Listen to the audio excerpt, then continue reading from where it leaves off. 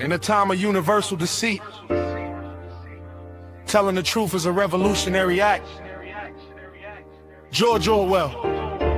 Yeah.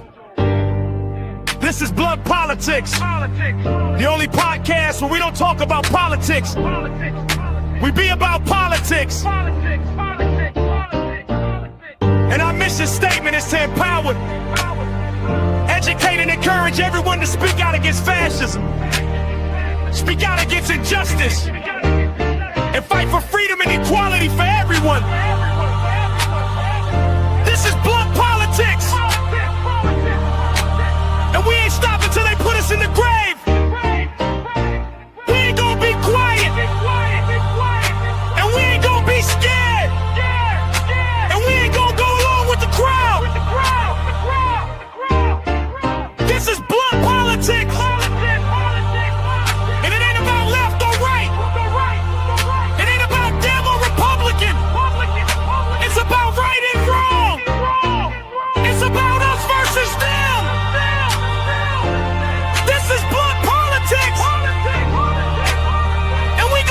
What do you say, guys? What's happening? Welcome back once again. I'm Boston Brian. This is Blunt Politics. Hit that like button on the way in. Boy, do we have a shitload to talk about today. Boys and girls. Oh, boy, we're going to be getting into it. We're going to be talking about, obviously, the 4-year anniversary of the war in Ukraine. Heading into the 5th year of this battle is, again, it's unbelievable to even think that we're in this moment, considering where this whole thing started off. So we'll be diving into a little bit of that. I know Zelensky had an address. We'll also be talking about the chaos in Mexico. Just some crazy stuff, some crazy videos coming out of Mexico, as I'm sure you've seen. We'll be diving into that. Mandelson arrested in the UK. So it seems like, the theme of more people and more, justice and accountability being seen outside of the United States rather than inside of the United States. And then obviously we're going to be talking about the U.S. Men's and women's hockey team. One team making the correct decision not to go to the White House, not to go to the State of the Union. The other, not so much. And again, appreciate you guys for joining me. What do you say we say hi to the chat before we dive into it all? Mods, I don't know if you're going to have your hands full today or if it's going to be a regular day. I don't know. Because let's just say I put out a video yesterday that seemed to stir up a lot of thought, stir up a lot of emotion. You know what I mean? I think at this point it's been seen close to, if not about 1 million times since yesterday when I posted it. So we'll be getting into that. You guys will be able to see it, and you guys can give me your thoughts, comments, concerns on my point of view. But like I said, let's bring in the chat. What's going on, Jay? What's up, Forever Young? What's going on, everybody on Facebook, YouTube, Twitch, Instagram, the whole 9 yards.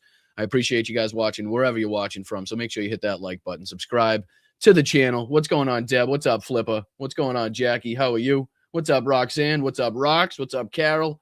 What's up? I never know how to say that. Danuve? Am I saying that right? Hopefully I'm getting that right. I appreciate it if I'm getting it wrong. What's up, Richie? What's going on, my brother? But yeah, there's a lot we're going to be diving into, a lot we're going to be talking about, as you can tell. But yeah, make sure hype to the mods as well. Thank you for doing what you guys do. Let me know if you need any help in it today. I'm not sure. You might need it. All right, let's dive into it. Let me throw these on the screen for you. Easy to follow along if that happens. But again, for the, for everybody that kind of hasn't been following along with the controversy surrounding Kash Patel in the locker room after the men won, the men's hockey team, the USA men's hockey team won the gold medal against Canada. I don't know where you've been. Again, if you've been under a rock. So how some people don't know about this and don't know about Punch the Monkey, I'll never know. I don't understand. But anyway, we're going to fill you in just in case you haven't been kind of following along. But yeah, in case you didn't know, Kash Patel seen celebrating, pounding beers in the locker room. And then putting Donald Trump on the phone, making disparaging comments about the women's team, the men's team, laughing along, agreeing to go to the State of the Union, again, to go meet a pedophile and partying with a guy that is actively covering up for that ring of pedophiles. But so obviously we got a lot to talk about. Let's dive into this, though, just in case you guys didn't see it. This is a quick clip of what happened in the locker room in the conversation between Donald Trump, Kash Patel, and the USA men's team. Again, in case you guys didn't see this. We're going to have to bring the women's team. You do know that. Absolutely. We're giving the State of the Union speech on Tuesday night. I could send a military plane or something, but if you would like to, it's the coolest night. It's the biggest. We're in. Yeah. Again, zero hesitation. I mean, not to mention the laugh at the comment about the women's team there, but I mean, zero hesitation. Zero fucking hesitation. I mean, these people have managers. They have PR people, right? They have people and associates that know how to deal with this type of thing that we can't afford here, that I can't afford. You know what I mean? And they're fucking doing this shit, not recognizing the moment in this country. Why the fuck was Kash Patel? I mean, there's so many aspects to this. There really is. I mean, you can talk about the cost to the taxpayer, as we'll discuss, which is just blatant hypocrisy because of what Kash Patel has said before about Christopher Wray. So we'll play that piece of hypocrisy from Kash Patel just to kind of call him out there. But again, what the fuck is he doing there on taxpayer dime? Why the fuck is he in the locker room? Right? What fucking part of this victory did he play? What does the FBI director have to do with the USA men's hockey team? And not only that, but to fucking go in there and simp for Donald Trump and not even to make it like he's the big shit, like he's the king shit in that moment as the FBI director, but to fucking cower in the moment and be like, you know what I should do? I should call the big boss. Let's call the big guy. Let's get the big guy on the phone. Like, shut the fuck up. You know what I mean? Like, get the fuck out of here with this bullshit. You know, I mean, what do you guys, again, who's been living under a rock long enough where they don't know the controversy surrounding Donald Trump, the fucking troubles we've seen and faced in this country with Americans dying on the street, the cover up of the Epstein files, the fucking, the eradication of the economy, basically.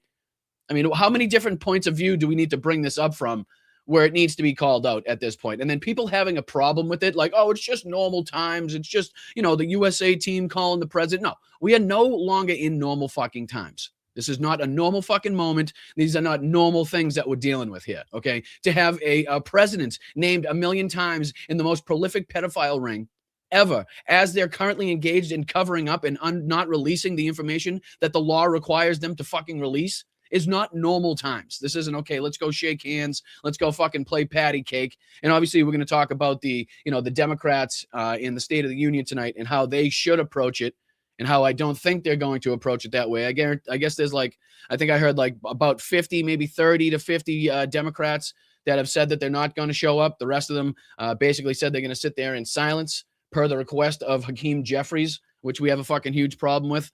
But yeah, I think this goes on for a little bit too. Watch this. On Tuesday morning? Yeah, Tuesday morning. Close the northern border. We'll get cash and we'll get the military to get you guys out. Yeah, we'll get cash. We'll get the military. We'll spend even more money. We'll just keep throwing that around again while the fucking American taxpayers are suffering because of the tariffs and then the price increases that now those companies are going to get refunds for, but not give back to the American people. We'll just keep slapping that out there. But again, like I said, the women's team. Where is this one? Because the women's, where did I put this? Oh, here it is right here. The women's team did the right thing here. U.S. women's hockey team declines Trump's invitation to the State of the Union. I mean, as pretty much expected, I didn't think there was any chance in hell that was going to be accepted by them. So, good to see and round of applause. Congratulations. Big respect to the women's team, not only on their gold medal win, but also on doing the right thing, meeting the moment, acknowledging what's going on in this country right now and how these victims have absolutely been run through the ringer as far as the Epstein survivors and victims are concerned. I mean, to go there would just be giving tacit permission. And is given tacit permission to everything that this administration does. To think that you can bring the FBI director into the fucking locker room and talk to the president of the United States openly on speakerphone like that, and it's not going to become political, knowing the political times that we're in, knowing the things that we're dealing with in this fucking country is asinine. And again, people with managers, where the fuck were the coaches? Why was Kash Patel allowed in this fucking locker room? Having grown up playing sports and hockey my entire life and having fucking had the opportunity and being fortunate enough to win some tournaments, obviously nothing on the scale or scope of the fucking Olympics, but knowing what I can, drawing from my experiences, I know that when you win a championship, when you win a fucking anything like that in any sport, you want to be celebrating with the people that made that happen. Okay, you want to be celebrating with your fucking linesmen, with the people on the team, with the people skating, with the players, with the coaches, right? With the trainers. The people that were there making this happen, no matter what fucking role they played. You don't want these outside assholes coming in here celebrating like they give a fuck, like they had some fucking help in this, like they were out there skating backwards, playing shifts and scoring goals, dumping beers. He's the FBI director, for Christ's sakes. Right? We don't have problems in this country that we need facing. We don't have what everything's under control, apparently, to the point where he can take the jet over to fucking Italy for a game in which, not to mention that he was lying about it and his people were lying about it to begin with. I mean, this story is so fucking deep and there's so many levels to it in which you could call out.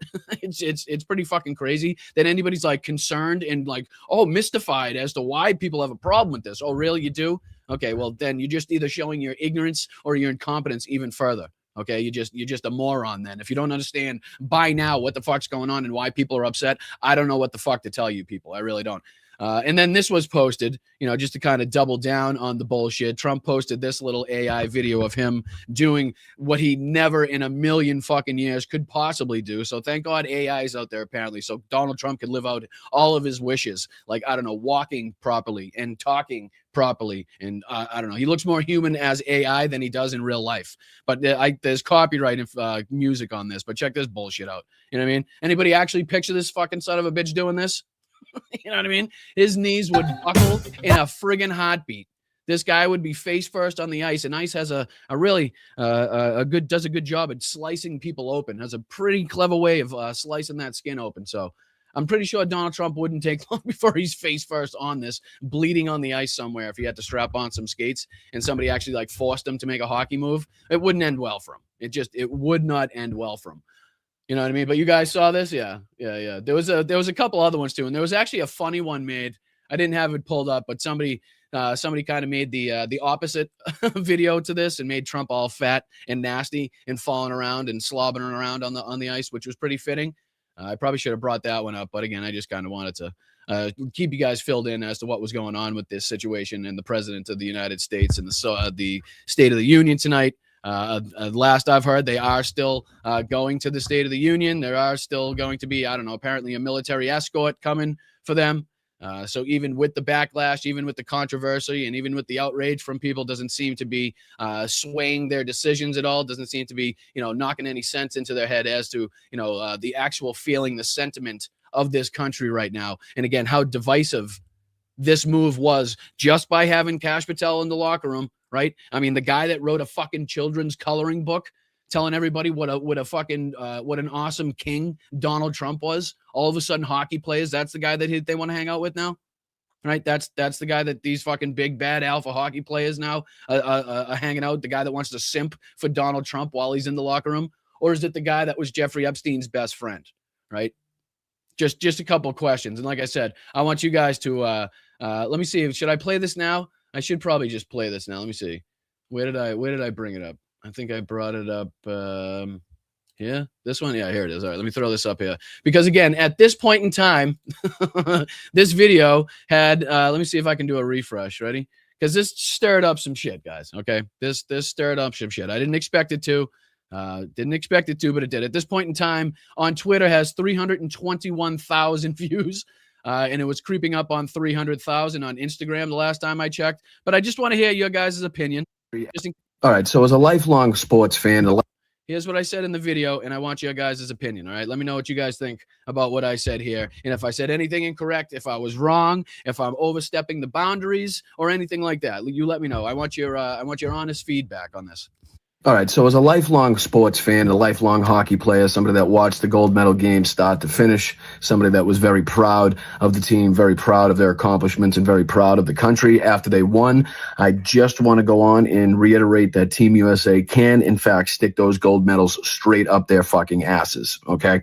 Because it doesn't matter what you did, doesn't matter who you recognized, doesn't matter how proud you made people during the fucking Olympics. If you're going to go and talk to a pedophile, if you're going to go and talk to Jeffrey Epstein's best friend, if you're going to go and meet Jeffrey Epstein's best friend, if you're going to party and drink beers with Kash Patel, the guy in power, actively covering up the world's largest sex trafficking ring of children, then you can fuck yourselves, okay? You can fucking choke on those gold medals for all I give a fuck. I don't give a shit. If I just saved a fucking cat out of a tree or a woman from a fucking burning building, wouldn't fucking matter if 10 minutes later you caught me with the pedophile, right? If you caught me covering up a pedophile ring, right? Doesn't matter, right? Wouldn't fucking matter. Hey, it doesn't matter if you just won the gold or if you just fucking saved a kitten. Wouldn't fucking matter. So the fact that you guys are too stupid or too fucking ignorant to recognize what's going on in this country and what did fucking represent you even talking to that scumbag, that low-life son of a bitch, and that fucking cross-eyed piece of shit Kash Patel, having him in the fucking locker room, if you don't think that makes a fucking political statement and opens you up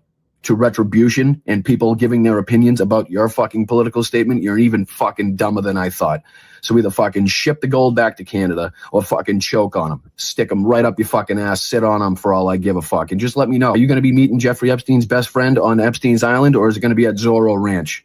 Or is it going to be at Mar-a-Lago, where Epstein was poaching underage girls that were working at Mar-a-Lago's spa? Is it going to be that one? You're going to meet pedophiles at the White House? How many pedophiles are going to be there? You guys going to meet Nutlick too?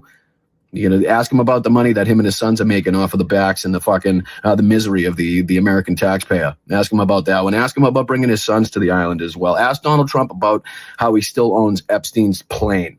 See if you can ask him about that. And fucking Portnoy as well, talking about how it's as American as apple pie. Well, guess what? If that apple pie had little kids in it, and that apple pie was being eaten by a fucking group of rich, fucking degenerate criminal billionaires, then you might be right, Dave. So stick it up your ass. I don't know any other sports team that went and directly called the fucking pedophile after the game, that went and directly drank beers with the guy actively covering up for the world's largest and richest fucking pedophile ring. I don't recall that. So fuck Team USA. Fuck the men's hockey team. Fuck your decisions. Fuck your ignorance.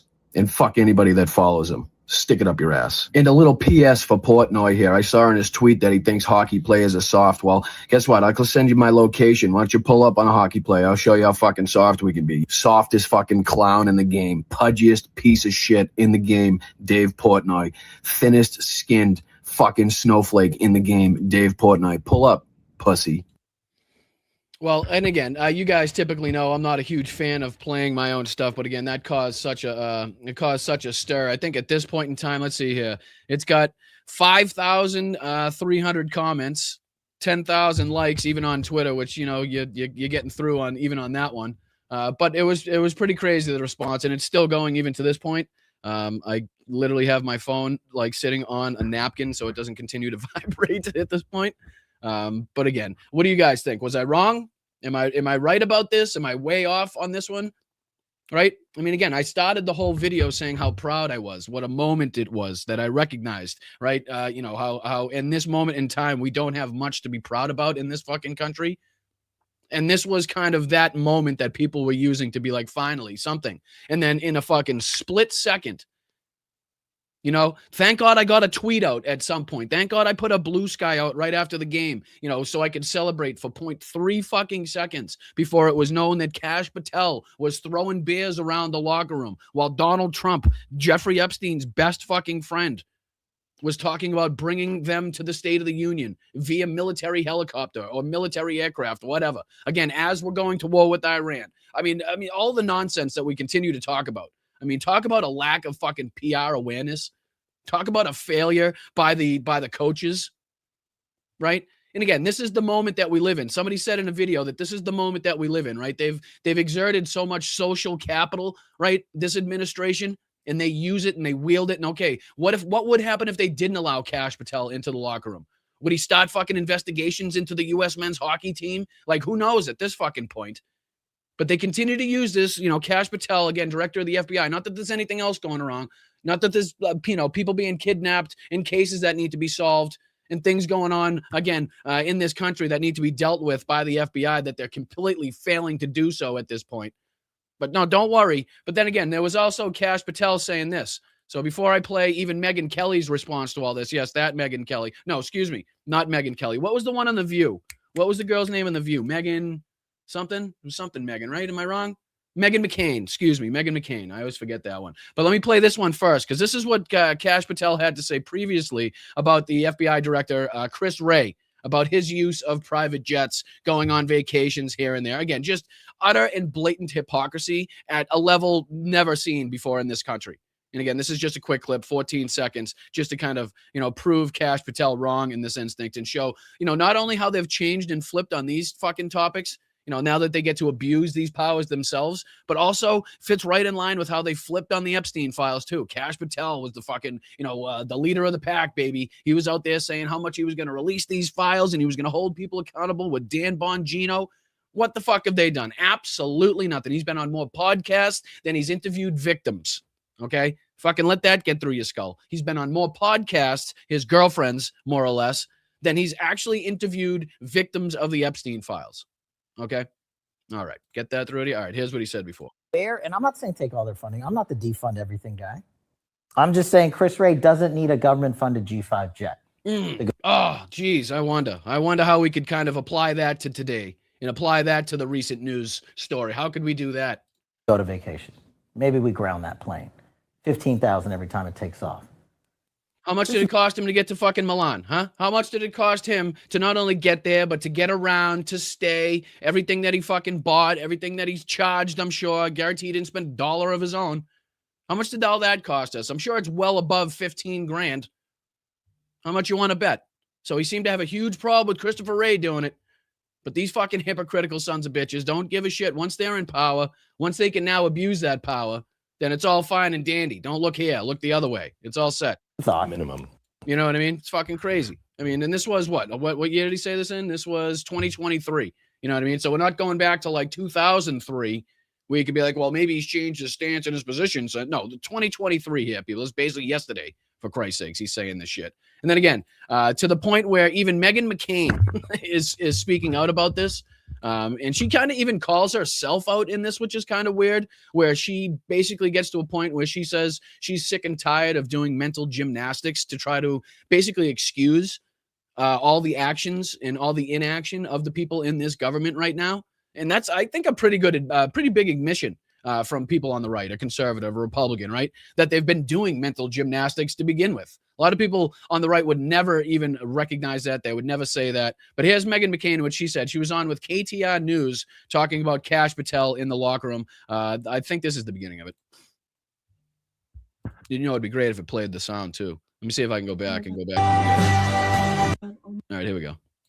Care about is partying at the Olympics with a hockey team that I bet didn't know who you were 20 minutes ago. I just don't know what to do with you. Kash Patel, the FBI director, is guzzling beers, literally. Not looking for Nancy Guthrie. Does he ever work? I don't know. I'm just assuming that this is a more right-wing coded radio show. You know what I mean? Typically, right, radio shows are anyways, but I'm not familiar with Outspoken or Bruce and Gatos, whoever these people are, or where this is from. But my assumption would be that this is a typically Republican, conservative-leaning radio show that is now, again, listen, I think that makes it even, even a bigger deal than if it was, a New York radio show, a Boston radio show, something where you'd kind of almost expect them to have this take.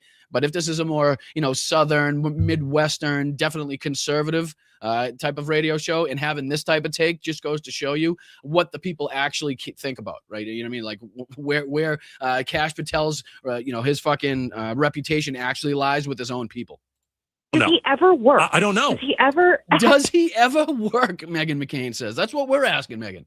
That's what we're asking, because we have to see, if we're seeing Kash Patel, somebody's dead. Right, that's the only time we ever see Kash Patel is when somebody, got fucking, a Swiss cheese disease in their neck, or somebody's been kidnapped, and he gives that one press conference with his tight little jacket on. Other than that, you never see him. We got to find him on a podcast. We got to figure out where him and his girlfriend are taking the private jet to next, in order to fucking pinpoint where Kash Patel is at any given moment during the day, right? Until it's like 3:00 in Nashville or whatever the fuck, when he has his podcast with his chickadee.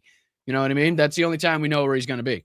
At his job. It made me so angry when I saw that video. For people who haven't seen it, he looks like he's at a frat house. He's like, first of all, you have nothing to do with hockey. He's a complete nothing embarrassment. to do with this team. The radio host says he's a complete embarrassment. I can't stand this. And like you said, not only Nancy Guthrie, we have Americans being kidnapped in Puerto Vallarta right now because of a drug cartel. I mean, again, we'll be talking about it in just a second, but everything that's going on inside this country, and then you add on top of it what's going on with Mexico, you don't think the FBI directors maybe, needed in a situation like this in case, that kind of situation creeps its way even close to or past the border maybe? Because I know we do have cartel members inside the United States. What happens if they get a call? Is Kash Patel going to be ready? Right? If they're going to start shit all over the joint when they find out or decide to take retaliation against the United States for having some involvement or whatever. You know what I mean? Like, maybe just it'd be nice to have the FBI director in-house, in-state, in-country, to solve the murders, to figure out what's going on here, there, and the other place. Like, it's asinine to think that, like, why are we calling this guy out? God, I mean, the guy deserves to have a beer. Like, if you think we're calling him out because he was drinking, you're a fucking moron. Okay, you're just an absolute moron. Drinking ain't the problem, or at least isn't for me. You know what I mean? I'll speak for myself. I don't want to speak for anybody else, but my problem wasn't that he was drinking beer. Okay, he's a fucking adult. He wants to drink a beer. He can drink a beer. The fact is that he was there in the first place. The fact is that he was in the locker room. The fact that he was allowed to stay, and not only that, allowed to get Jeffrey Epstein's best friend on the phone to ruin the moment for basically the entire fucking country, right? Unless you're a MAGA chud, unless you're just totally apolitical and oblivious to anything going on and want to remain that way and actually are purposely living your life like that. Then again, it's pretty clear to everybody, what a fucking disaster this is. How embarrassing it is to see our FBI director acting like that, being in that situation. And then, again, coddled, cheered for, partied with by, again, people that have managers, PR directors, coaches, trainers all around to say, hey, this isn't going to be fucking good. The news isn't going to like this. Social media ain't going to like this. You guys know what they're associated with, right? You know what people are accusing Kash Patel, the guy that just lied under oath, about whether or not there's evidence to suggest that Donald Trump had any criminality involving the Epstein files. Yeah, that guy. Maybe we shouldn't have him in the locker room. Maybe that might draw some fucking, some outrage from the people. It doesn't take that much to think, right? I mean, anybody that knows optics, which the PR people should be able to understand, hey, maybe not affiliate ourselves. Maybe if we're going to have a call with the president, make it a private fucking call or something like that. You know what I mean? That way we're not blasting to the whole world, our gleeful joy at going to shake hands again with Jeffrey Epstein's best friend and the guy that sexually assaulted E. Jean Carroll and then went on to defame E. Jean Carroll twice. Not to mention the guy that went backstage at the pageants to see underage girls naked, like he said on Howard Stern, or wants to bang his own daughter like he's continued to say over the years and talked about her ass and her tits. Right? And how much they have sex in common and how he's going to be dating the young girl going up the escalator in 10 years and how you can grab women by the pussy without their fucking consent. Like, do these things line up? Do they start making sense now? Right? I mean, are these all things that would maybe lead you to believe that, oh, okay, you know what I mean? Maybe I should take a step back here and shut my fucking mouth in case the evidence does come out that we could actually wave in front of your fucking face. And I love the people that are like, well, do you have the specific evidence? Do you have the specific evidence? It's like, it's almost as if he's not president and he's not in control of the entire fucking government and he's not instructing the entire government to cover up all of the fucking crimes, right? I mean, we got the bits and pieces, we got the information and the allegations, right? But I mean, again, to think that we're like, somehow it's not their problem and their fault for not complying with the law that was supposed to have all the files released by December 19th. And it's like the onus is on us to prove the Epstein files. It's like, what the fuck is going on? They're the government. They're you know what I mean? Like, wouldn't it have to do with the guy in charge of it and actively telling Pam Bondi, Kash Patel, Bongino, and the rest of these morons, Todd Blanche, his own personal private lawyer? Like, do you start seeing the connections here? Again, am I the only one? No, I know I'm not the only one because we get a smart chat. But it goes on. It gets even dumber. You know what I mean? Because like I said, the U.S. women's team, I showed this earlier, but the U.S. women's team making the right decision. Obviously, you want to give credit where credit is due, to doing the right thing, to recognizing the moment once again, and actively having good PR people and good managers to say, yeah, that ain't going to be good. We ain't going to be doing that one, okay? So we're going to take a pass. Appreciate it. Sorry, not fucking sorry. But again, people are stepping up in major ways because I love this story, which is Flavor Flav inviting the U.S. women's team to have a real celebration in Vegas, saying they could go to a couple shows, couple dinners. I'm sure he could put together kind of, the transportation and the accommodation. I thought this was great that people stepping up, to show support for the women's team where they, obviously they're getting screwed. They're getting fucking screwed, the women's team. They are. You know what I mean? Because everybody would love to go to the fucking White House. Everybody would love the opportunity to get to meet the president of the United States. And I'm talking about the office of the president of the United States of America, not the person. You know what I mean? Like, it would be great. But now, because of the person that's in there right now, because of the fucking crimes he's committed, because of the affiliations, the associations, his fucking bigoted, hateful, racist rhetoric, they're getting fucking robbed. They're getting fucking robbed. They have to make the correct decision in this, the correct choice to say, fuck no, to say, absolutely not. We're not showing up and shaking your goddamn hand. And that's unfortunate because they work their fucking asses off just as hard as anybody else, just as hard as any fucking sport, just as hard as any other, men's or women's to get to where they got, to win in overtime. And they should have that fucking moment. And it is a shame. And I do feel bad for them to have to, to make the correct decision, but also take away from their victory at the same time. Right. Which again, it's crazy that everybody's talking about the solidarity between the men's and the women's team. Well, then why wouldn't the men's team back up the women's team decision, right? Even if the men, let's just say, okay, the men don't have a fucking problem with the Epstein files. They don't have a problem with ICE shooting Americans in the streets. They don't have a problem with going to war with Iran. They don't have a problem with this, that, or the other thing. But if they respect supposedly the women's team and they have all this camaraderie and they practice together and they love each other like fucking Hughes' mom says, why wouldn't they support the women's decision? Because obviously the women made a decision for a reason. They either don't feel fucking comfortable, they don't like the message it would support. And if the men actually supported the women's team, they would support that fucking decision. And they would say, you know what? If they don't feel comfortable, if they don't fucking like this, that, or the third, then we don't like this, that, or the third. We don't feel fucking comfortable. So we're going to stand with the women's team because we fucking practiced with them. They busted and, they gave their blood, sweat, and tears right next to us when we trained. I didn't see Kash Patel in the training room. I didn't see Kash Patel running sprints and fucking, circling the rink, doing laps or sprints from fucking blue line to red line and back. You know what I mean? I didn't see Donald Trump on there doing anything, giving fucking plays, drawing up plays for a power play. I didn't see any of these motherfuckers contributed. But the women's team were right there supporting you guys and practicing with you guys and making sure that you guys felt supported. But who are you guys, who are you stepping up with now? Not the women's team. You're going to go right to that fucking State of the Union. And look, all these Republicans that are now screwing the American people straight in the face as you shake their fucking hands and smile in their fucking faces just so you can have that fucking moment. Even though you would have got more out of it, you would have got more respect. At the end of the fucking day, they would have got more respect from more people had they said no like the women. But again, you're either too stupid, too incompetent, or too ignorant to see what's fucking happening in this moment. And to treat it like a normal political fucking, like it's a normal political moment is totally failing to meet what's happening today. It's fucking crazy. It really is. You know what I mean? All right. So again, going on to a little bit of good news is the fact that Mandelson was taken into custody in the UK.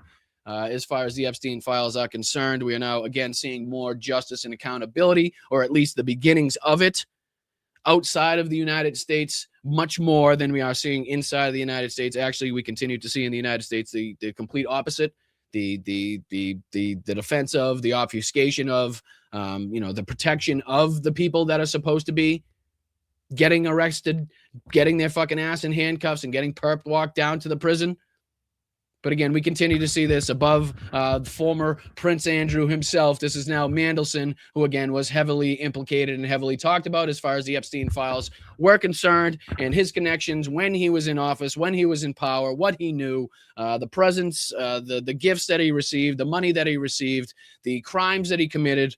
But yeah, here's a quick Sky News update on Mandelson arrested of suspicion of misconduct in public office, which I believe, if I'm not mistaken, is the same charge they took Andrew in with, right? Correct me in the chat if I'm wrong. All right, let's dive into this. This is pretty quick, less than 4 minutes, just kind of an update on what's going on with Mandelson, and then we can, be jealous that we're not seeing it here in this country. We have seen, I think, a couple step downs, couple resignations, but as far as, pressure from the government, as far as investigations or even arrests is concerned, not happening. Todd Blanche, Pam Bondi, they've done their duty, basically. All they needed to do was get a Sharpie, a black Sharpie, cross out some shit, and they were done. That's all they're doing. All right, let's check in with this. A very public arrest.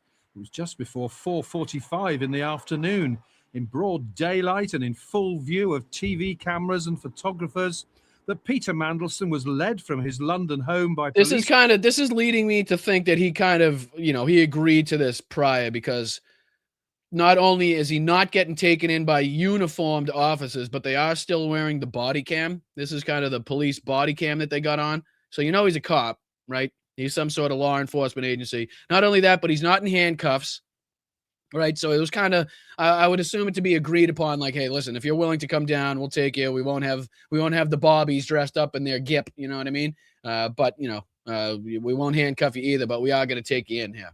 We are going to take you in. TV cameras and photographers.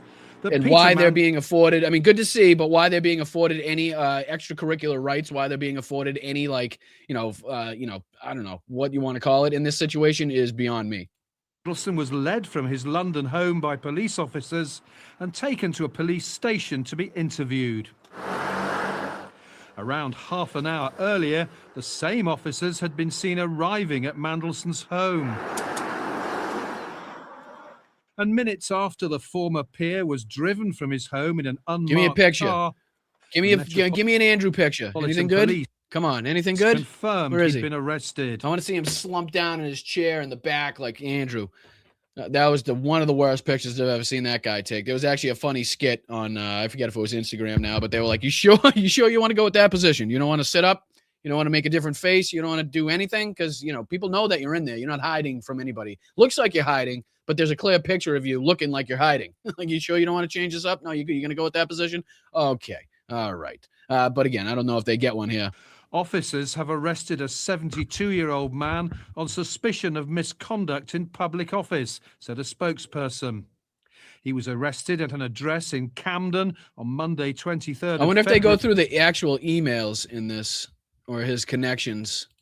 Pedophile Jeffrey Epstein that's led to this dramatic fall from grace. Well, Mr. President, thank you very much indeed in hosting. It's funny. us. It's just, it's almost like, and again, this was happening on that fucking that post that I posted too, where people were like, they were trying to like go and get me to say, or like get me like to give me the evidence or whatsoever, like about what was going on in this, and they're like, they were trying to bring Joe Biden into it at every chance, and every time they would like ask Grok about something in the files.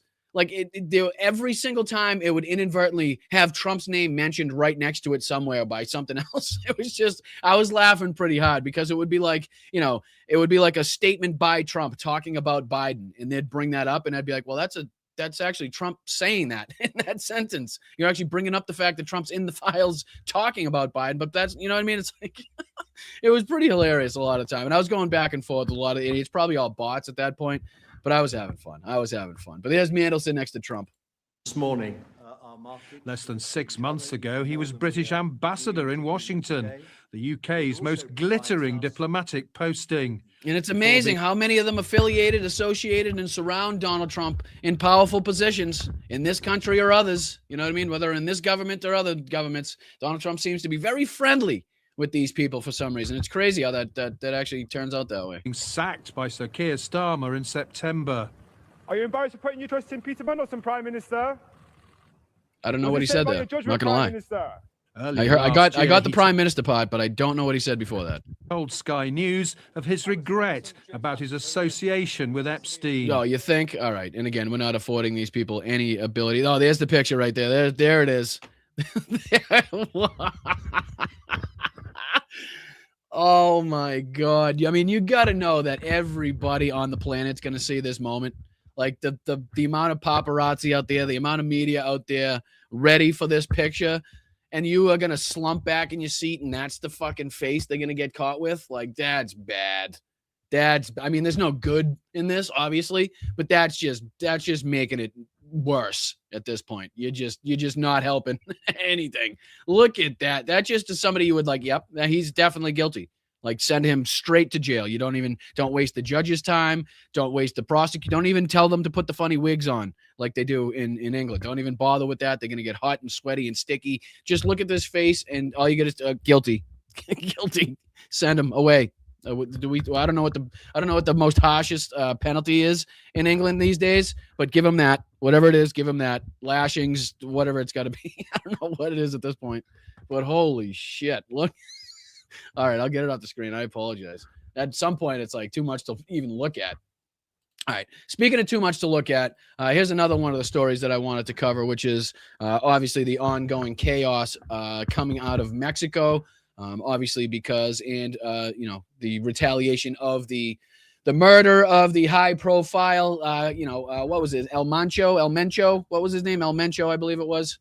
But obviously this is now retribution and retaliation against the military happening all over the country. In Mexico, it has spread quite rapidly to different areas and different parts of the country, different states in the country. But yeah, this is a quick Preston Stewart update talking about the cartel chaos and what we can expect to come next in Mexico. But just to kind of catch people up on what's been taking place, if you haven't been watching, Little quick update here. Control. Be sure to follow Stefano across all platforms to stay up to date. Those accounts will be linked in the description below. It would be great as if I played it from the beginning. Always helps. There we go.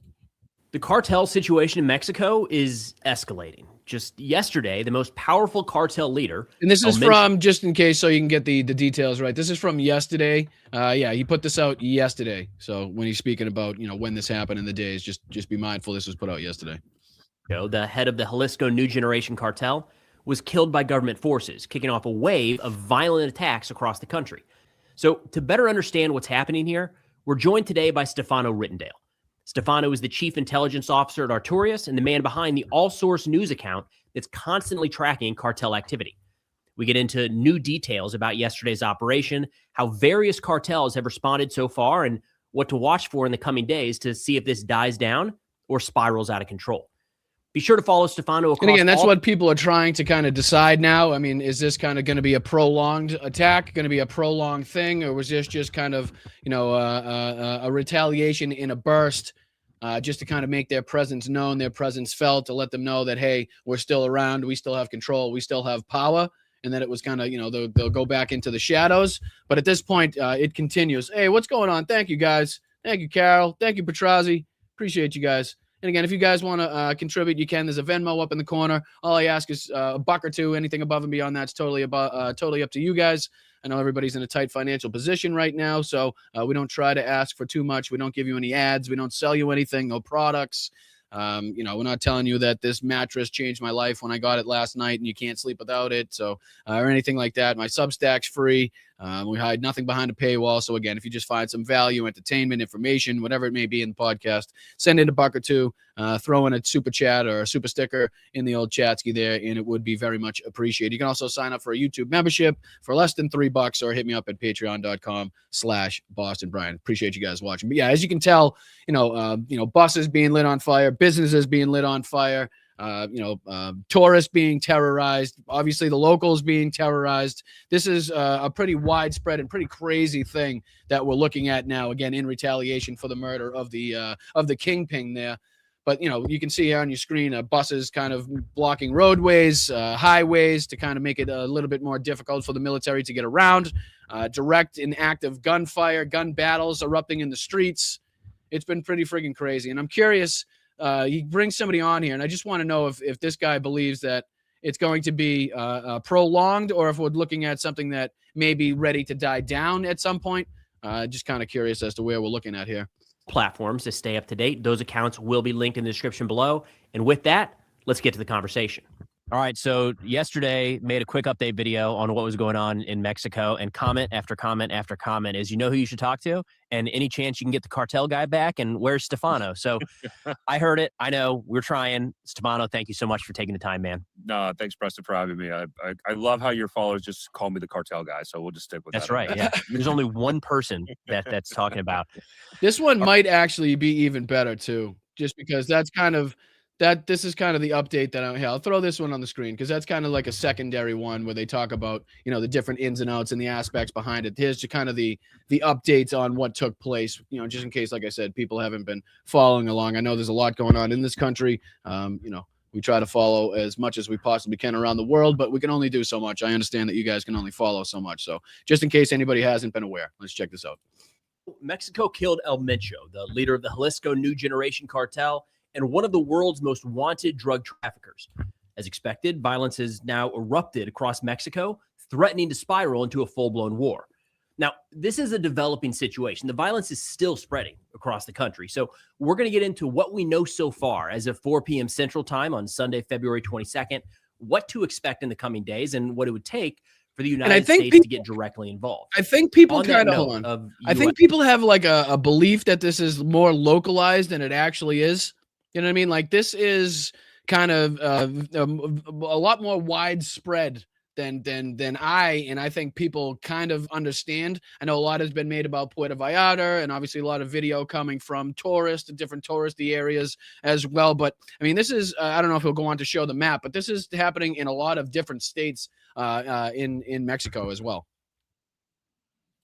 And I keep playing the wrong one. My apologies. That's involvement. My understanding now from the reporting that I've seen is that the United States provided intelligence support to the Mexican military. There have not been any official statements or any reliable Just sources. seems like a reason why the FBI director might want to be kind of like, I don't know, inside the United States in case this violence that we've seen spreads across the border because of the United States affiliation, whatever that may be, and, sharing intelligence, using drones, whatever the fuck it was, just using United States weapons, whatever the hell it was. But it might be a reason to have the FBI director here. That's just one of the reasons to not have him shit-faced drunk in the men's fucking hockey locker room in Milan. But, who the fuck am I, right?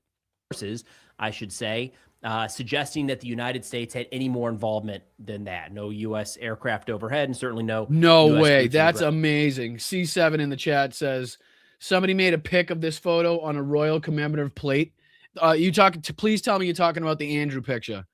Please, if I start seeing that picture of Prince Andrew slumped and hunched over in the back seat, looking white as a ghost with eyes like the devil, going around on the license plates of fucking Britain's cars, I am going to die. That is going to be fucking awesome. Please tell me that's right. Please tell me that's right. Oh, I beg you. If you're teasing me, I'm not going to be happy. I'm not going to be happy if you're teasing me there. That's as of reporting right now. Of course, that could change.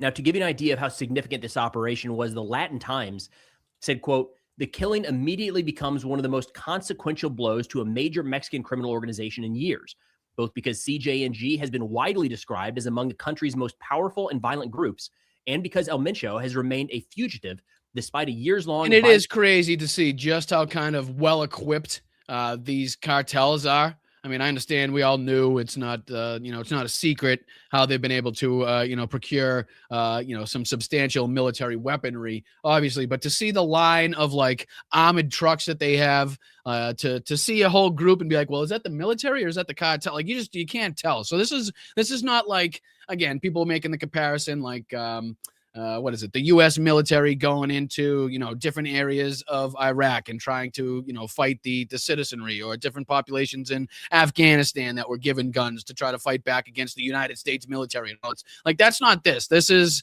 a lot more equal playing field than I think people kind of realize. Again, I don't know how long they're able to sustain something like this. I don't know how well they're able to keep getting the ammunition, or how much they've had stockpiled, or how long that's going to last. I think that's a big question too. But, when you start seeing these videos of them fucking banging back with these big ass guns, it's like, okay, we're not dealing with the, we're not dealing with the old kids on the block here. It's definitely something different. National manhunt that includes a U.S. State Department reward of up to $15 million for information leading to his arrest or conviction. I don't speak Spanish. I feel like El Mencho is pretty close to what it's supposed to be, but I'm sure I'm getting that wrong in some way, and I'll hear about it in the comments. But that's who we're talking about, El Mencho, the head of CJNG. The Associated Press went into a little more detail here, saying the Mexican army killed the leader of the Jalisco New Generation Cartel, El Mencho, on Sunday, decapitating what had become Mexico's most powerful cartel. They say El Mencho was wounded in an operation on Sunday to capture him in Jalisco, and he died while being flown to Mexico City.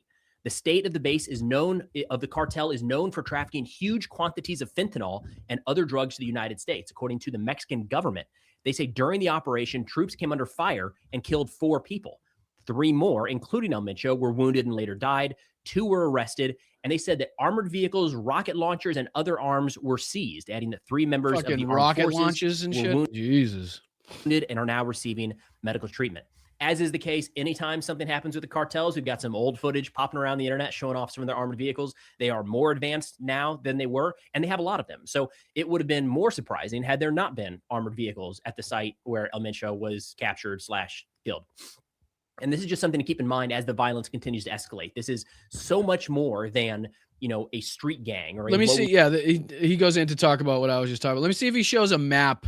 Oh, yeah, here's a map right here. Here's the map that I was looking at. So this is kind of the different territories within Mexico that they've seen attacks in, just to kind of give you an idea of how widespread it is.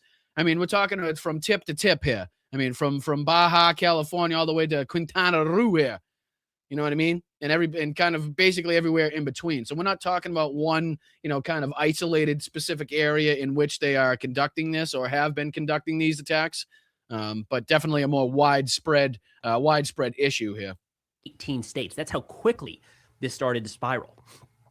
In fact, on that note, we'll put a couple different sources in the description for anybody that wants to follow this more up to date on Twitter or on Instagram. El Huaso is one. Stefano Rittendale over on All Source News, of course, another great one. We've got Stefano coming on tomorrow, hopefully, to do a little more. That's the interview that we were just checking out. Dive into all of this, so be sure to tune back in for that one. Now, we're seeing a wide range of what these response and attacks look like at this point. In terms of casualty figures, really not clear. I've not seen any viable reporting on that at all. Outside of the Mexican government talking about the results of that raid, everything else is just a mess, is probably the best way to put it. Don't have details on military personnel killed. We know some of them have been targeted. Don't have information on additional cartel members killed, and don't have any information This on is crazy. I don't know. Can you guys hear this? Hold on. Let me know if you guys can hear it. See if you can hear the vibrating. I don't know if it picks it up on the microphone. Thing won't shut the fuck. I might just shut it off at this point. I might just shut it down. Shut it down. It's gonna overheat. Ready? Hold on. You're not gonna be able to hear it. Every 2 seconds, the thing's friggin' vibrating. I don't know. You probably can't. My apologies if that was waste of time. There was an unconfirmed report, and we have a couple of these to mention today, that the CJNG is. And again, a lot of these attacks were happening where they were forcing people out of their vehicles, immediately dumping gasoline in the vehicles, putting them in a position, obviously, to block off the road, setting them ablaze. It happened to a lot of, different businesses, local convenience stores, businesses like that, buses, everything that you could possibly think of to basically, again, show the fact that they were still in charge here. But this is something that I'm sure the United States is closely keeping an eye on, or at least should be closely keeping an eye on. Whether or not they are or they aren't, you never fucking know with this administration, obviously, to say the least. But this is, again, something that, you definitely don't want to spiral any further out of control than it already has. Going after military personnel, which would not be. No, I'm shocking. sure. I know, DP. I'm sure it was probably tough. They have, because of the fluffy thing on the microphone, it probably took away all of the vibration. If you have it on something hard, obviously you guys know when you've heard your phone vibrating, you know what it sounds like. Given the fact that the military just killed their leader, and in one text message, it said that they are offering up to 20,000 pesos for each dead Mexican soldier or member of the Mexican military. Again, unconfirmed. Text message coming across right now. A lot of what we're seeing in the streets and a lot of the pictures and the videos. Look at the video, right though. I mean, just crazy videos here. Being set up by the cartels, and the idea there is to hinder security force movement into and out of certain areas. There's some locations talking about dozens of these roadblocks happening. In a lot of cases. And again, I don't know what the most specific, what the latest updates are. Again, as he was talking about, as far as people injured, people killed. I haven't really seen a number been put on it, whether or not it's just the Mexican government not wanting to put a number on it, or it just hasn't come across, my eyes at this point. I'm not really sure, but, definitely something where you'd expect to see a death toll from, considering the violence, the widespread nature of this. Kind of the blatant attacks that you've seen come from this. So wheelers being drug out in the middle of the road and set ablaze. We've seen countless reports already of shootouts between armed gangs and authorities, maybe some bombings. I did see a picture earlier, or some pictures I'll share here, that was from a National Guard compound. It looked they did say that they confiscated rocket launchers from where Mencho was killed. So it doesn't seem to me like out of the question, like other people in the cartel would also have similar type of weaponry, which definitely looks like something happened there. I think something definitely exploded either underneath or, directly on that vehicle to make that happen. I mean, I know they got big guns, but I don't know any, automatic weapon that's going to flip that vehicle over, that I'm aware of at least. But, just to kind of show you what type of weaponry these people are dealing with, or at least the Mexican military is dealing with. Like something went boom in there. Haven't heard any reports of those bombings and what they might entail. There were also some reports and some videos suggesting that there were armed gunmen in and around the Guadalajara International Airport. Here's another one of the videos that was kind of going viral as far as social media is concerned. People at the Guadalajara airport running and kind of fleeing. And that's just to kind of say that this is just going everywhere, right? So as soon as El Mencho was killed, everything spiraled. We've got an international airport effectively shut down at this point. I mean, Southwest and Alaska Airlines said that they canceled any flights out of Puerto Vallarta. Delta issued waivers to anybody in and out of Puerto Vallarta or Guadalajara. It wasn't just this one operation. We're seeing areas across Mexico, especially in that general vicinity, shut down. And when you look at the videos coming out right now, it looks like all of the citizens have kind of stayed inside. There's an order to do that from the government. And it sounds like the cartels are also threatening people, saying, stay inside or else. CBS News reports that the Jalisco governor activated a code red, which is protocol for a state of emergency or security crisis in response to the clashes. That's crazy. I mean, basically, like, locking down like we did after the Boston Marathon bombing there, just shelter in place until we can figure out what the fuck is going on in this situation, how we can fight back until we can regain control, which is, wild to see again in a country, to have it that widespread because of, a cartels in their leader's death. Just again goes to show how much power they have, how much control they have, how much weaponry they have. It's pretty crazy. And again, the phone call that kind of made its way around social media of El Mencho talking to the police station and basically ordering the police station around, and the response from the police station of how fearful they were for their lives, that something was going to happen because the cops were pressing too hard. I mean, it shows you the control that is wielded by the cartels in this, in this situation. And why we're seeing what we're seeing happen in Mexico. So definitely a crazy situation that we're going to have to keep our eye on. Again, this is right in line with, war in Iran, what's been taking place in the United States.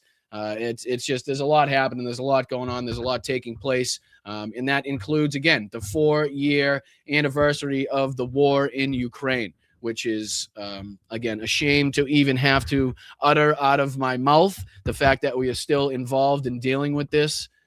Going into the 5th year of a full-scale invasion that Russia and Vladimir Putin thought was going to be over in days, if not weeks. And they were going to be strolling their fucking asses right into the center of Kyiv. They were going to take over the government. The rest of the country was going to capitulate, and they were going to be done with that, and that was going to be a wrap. Well, that has not gone the way that Vladimir Putin and the Russians thought it was going to go. Because, like I said, now entering the 5th year of the full-scale invasion, and Ukraine seems to be doing as well as ever, considering the recent, improvements, the recent advancements that we've seen, the recent pushbacks we've seen by the Ukrainian military, specifically in the southeastern region there, taking advantage of the lack of Telegram, taking advantage of the lack of Starlink, taking advantage of just better, soldiers, better weaponry, better planning altogether in this instance. So again, if we have to talk about anything and look upon anything, it is the resilience of the Ukrainian people, I would think, in this moment. That kind of obviously is what stands out to me as we discuss, what they've gone through, how much they've endured, what they've had to put up with.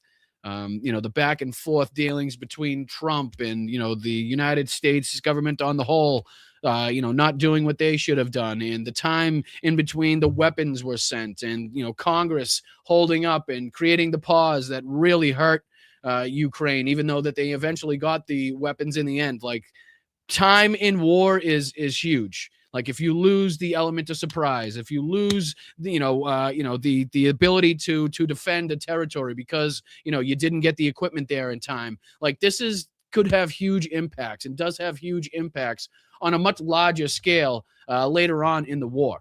Like, these are not just things that, you can forget about, what was the longest pause? I forget what the longest pause was in the United States government between kind of aid packages being released and signed off on and being sent over.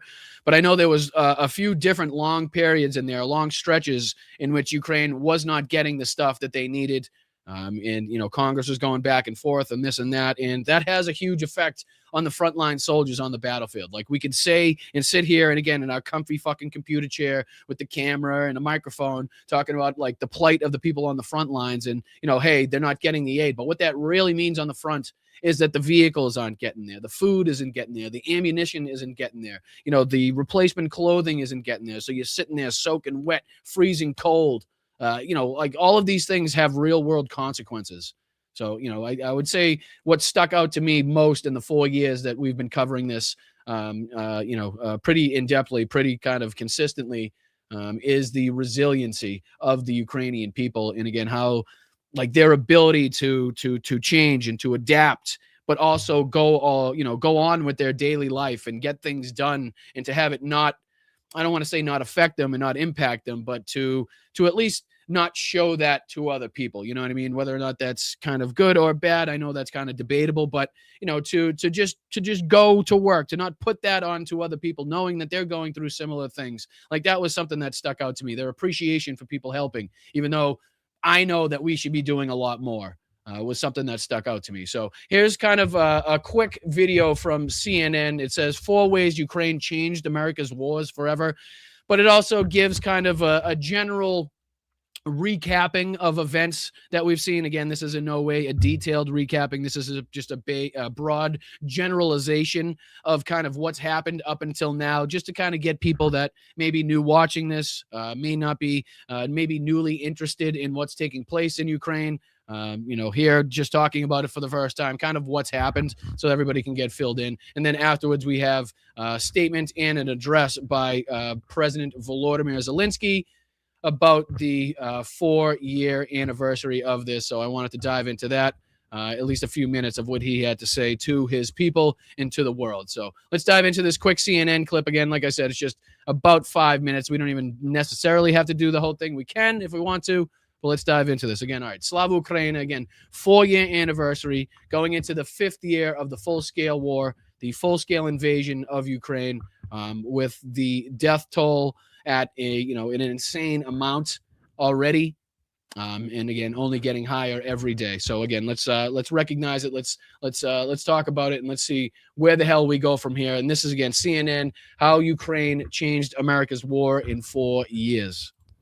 The war in Ukraine, now 4 years old, is the most seismic geopolitical event since the fall of the Berlin Wall. I think this is basically talking about how we've changed our kind of thought process about what's been taking place here. I'm not really sure what it has to do with America's wars forever, because like I said, this is basically just a broad general overview of kind of like, what's taken place so far and how we got here. So I don't know why it's titled that. Doesn't really make much sense to me, but again, for what it's worth, that's the title. Tell you also how it's changed America's future wars. TP, what's up, dude?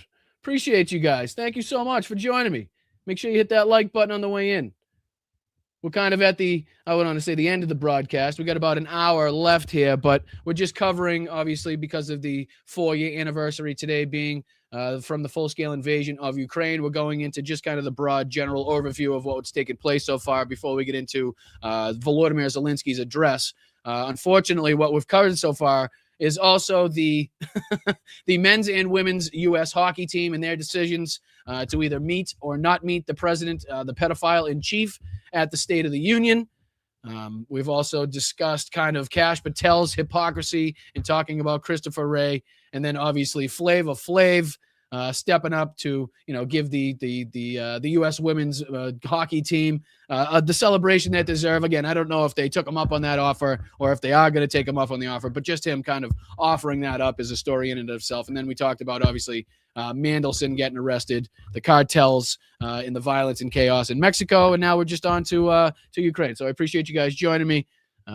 Make sure you hit that like button on the way and let them know we're live. All right, let's dive into this. Again, this is kind of a broad general overview of what we've seen in Ukraine over the last 4 years, okay?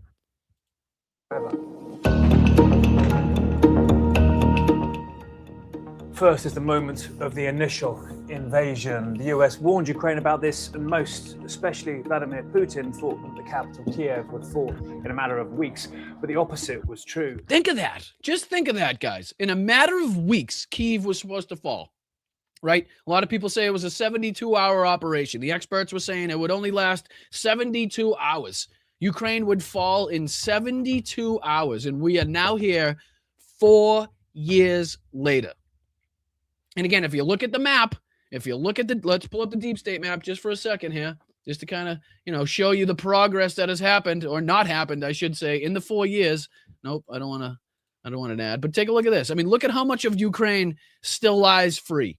You know what I mean? Obviously under airstrikes, under constant threat of bombardment, understood, absolutely. But as far as boots on the ground, as far as, Russian occupation, I mean, we're talking about, a substantial, obviously, portion of Ukraine still left without Russian boots on the ground as far as aggression is concerned. So not to take away, obviously, from the plight of the Ukrainians and what they've been through, But this is to give them ample credit on how like successful they've been, how they've been able to hold the Russians back to just this eastern portion of the territories that they've been able to capture. I mean, this is, again, it's remarkable to me that Kyiv, we're looking at Kyiv here. This is where they were supposed to be in 72 hours, guys.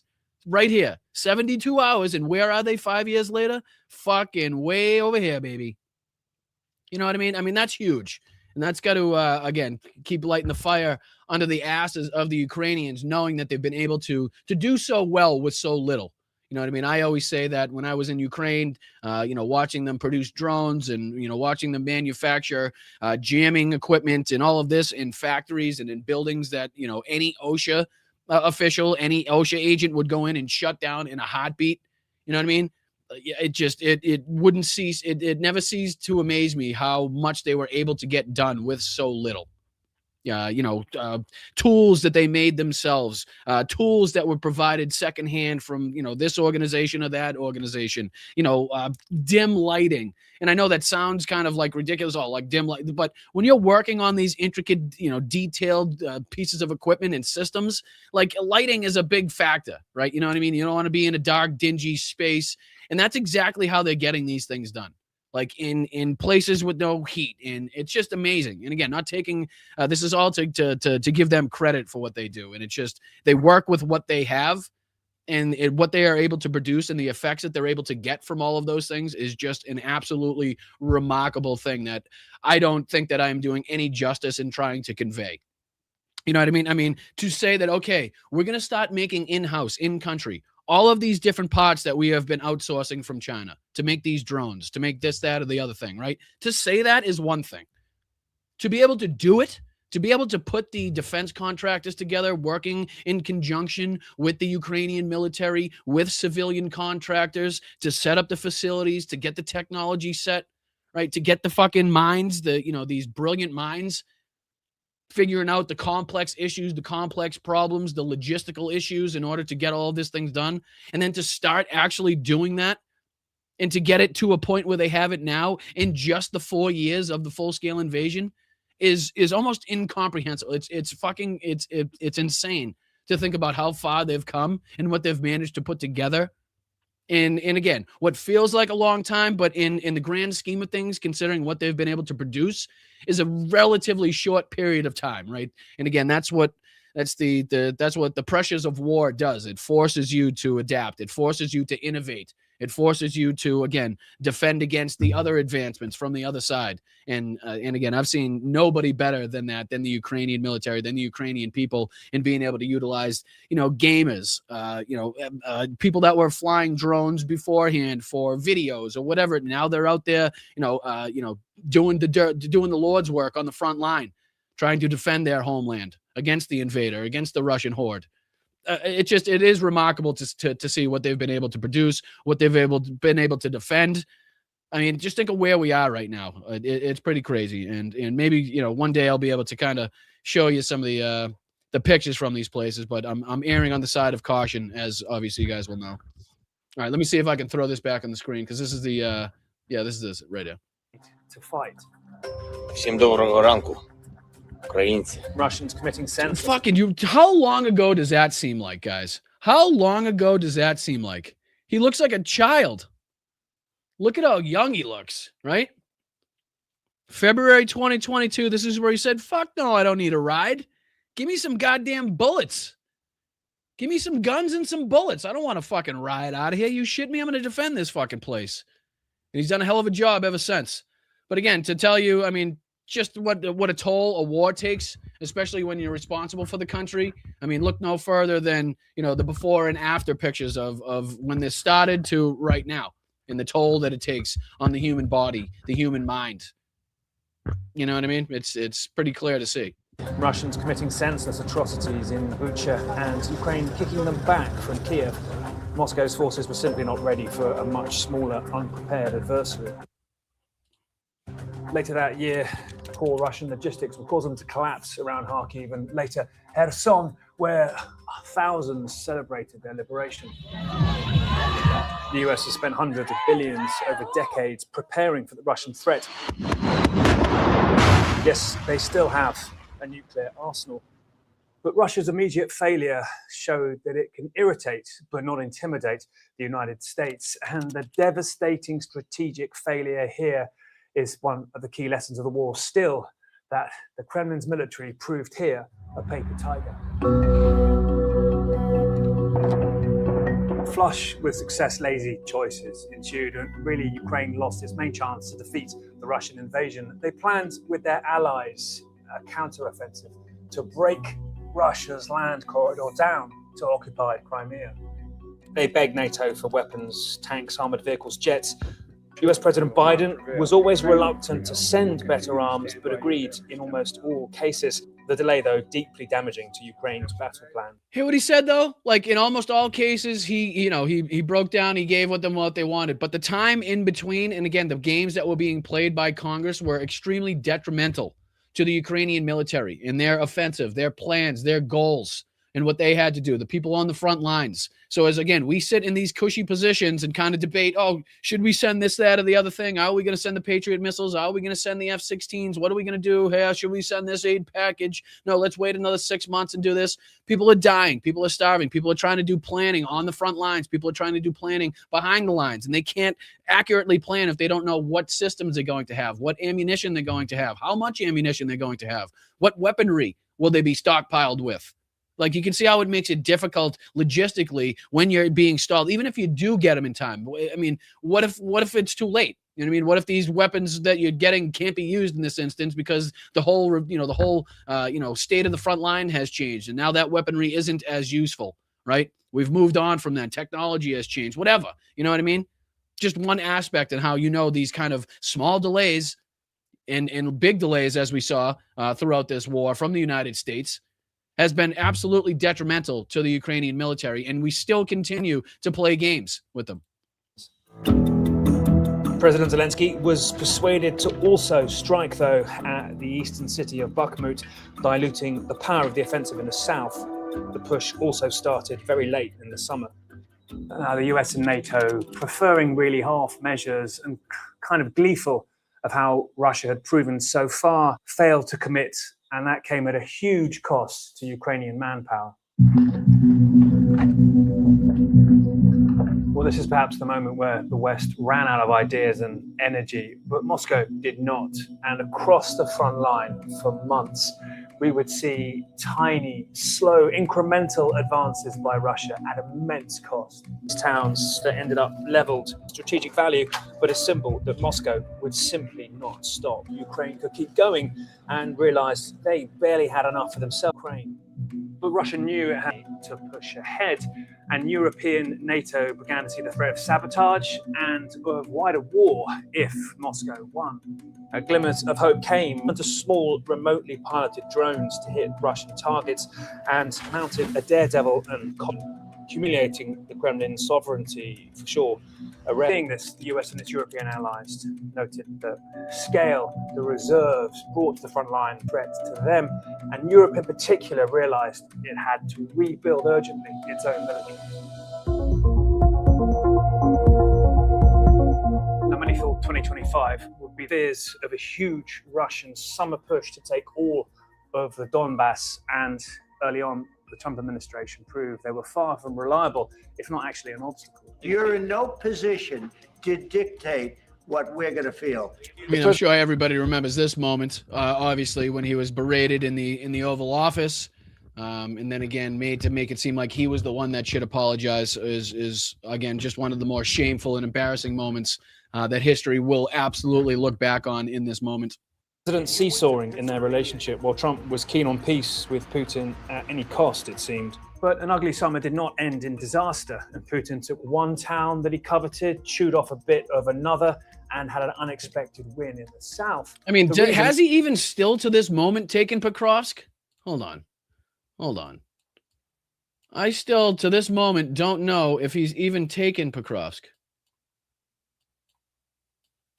I mean, let's see here. Can we find a house not taken? Let's see. What's this? What's this right here? I see some buildings. I see some fucking buildings. Still hasn't taken that area. But again, this is the town that we went over for quite some time here and called out all of the Russian propaganda, all of the Russian bullshit, where I think it was like some 6 or 7 times they said that they had taken over the entirety of Pokrovsk, and we time in and time out came in and said, well, that's not what the map shows. That's not what the videos show. So I don't know what the hell you're talking about.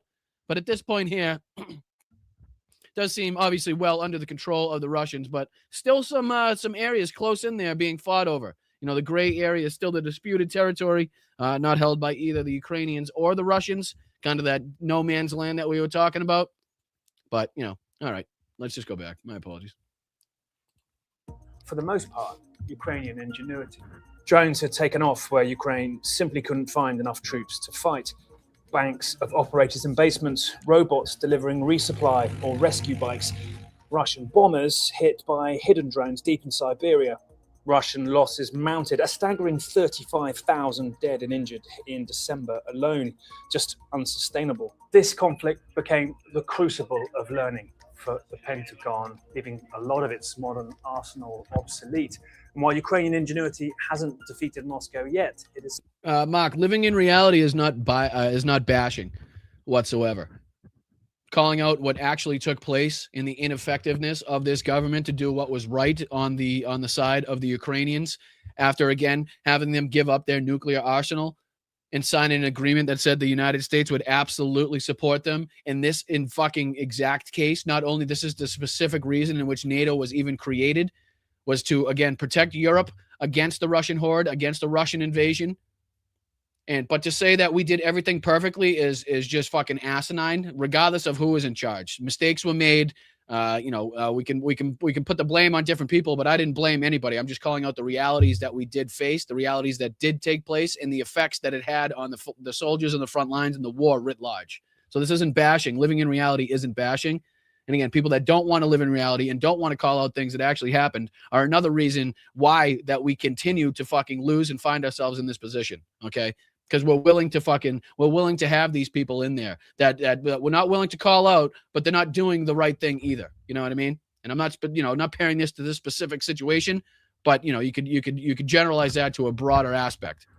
Certainly held back the defeat of Kiev. Step back and you see a Ukraine constantly adapting just to survive. So again, like I said, that was just a broad general kind of overview of what, again, nothing detailed, nothing specific, just for people that are trying to get a recap of what's taken place over the last 4 years, where this was supposed to go, how it was supposed to end, where it was supposed to end, and basically where we find ourselves now. And again, that brings us to the address made by Ukrainian President Volodymyr Zelensky, again, addressing the world on the anniversary here. This was put out this morning by his own YouTube channel. I'm sure he put it out on all of his platforms here, but let me see if I can put on the English translation, because I believe he's saying it in Ukrainian, and I haven't been able to find thus far an English translated version.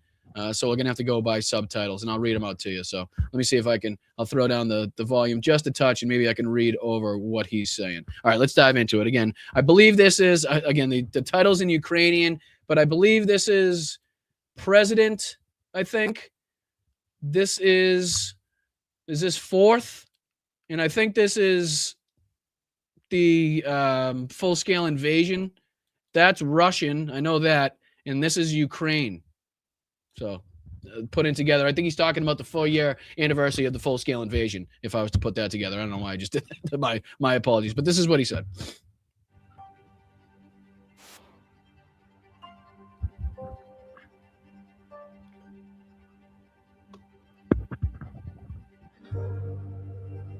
Дорогі українці, дорогі українки.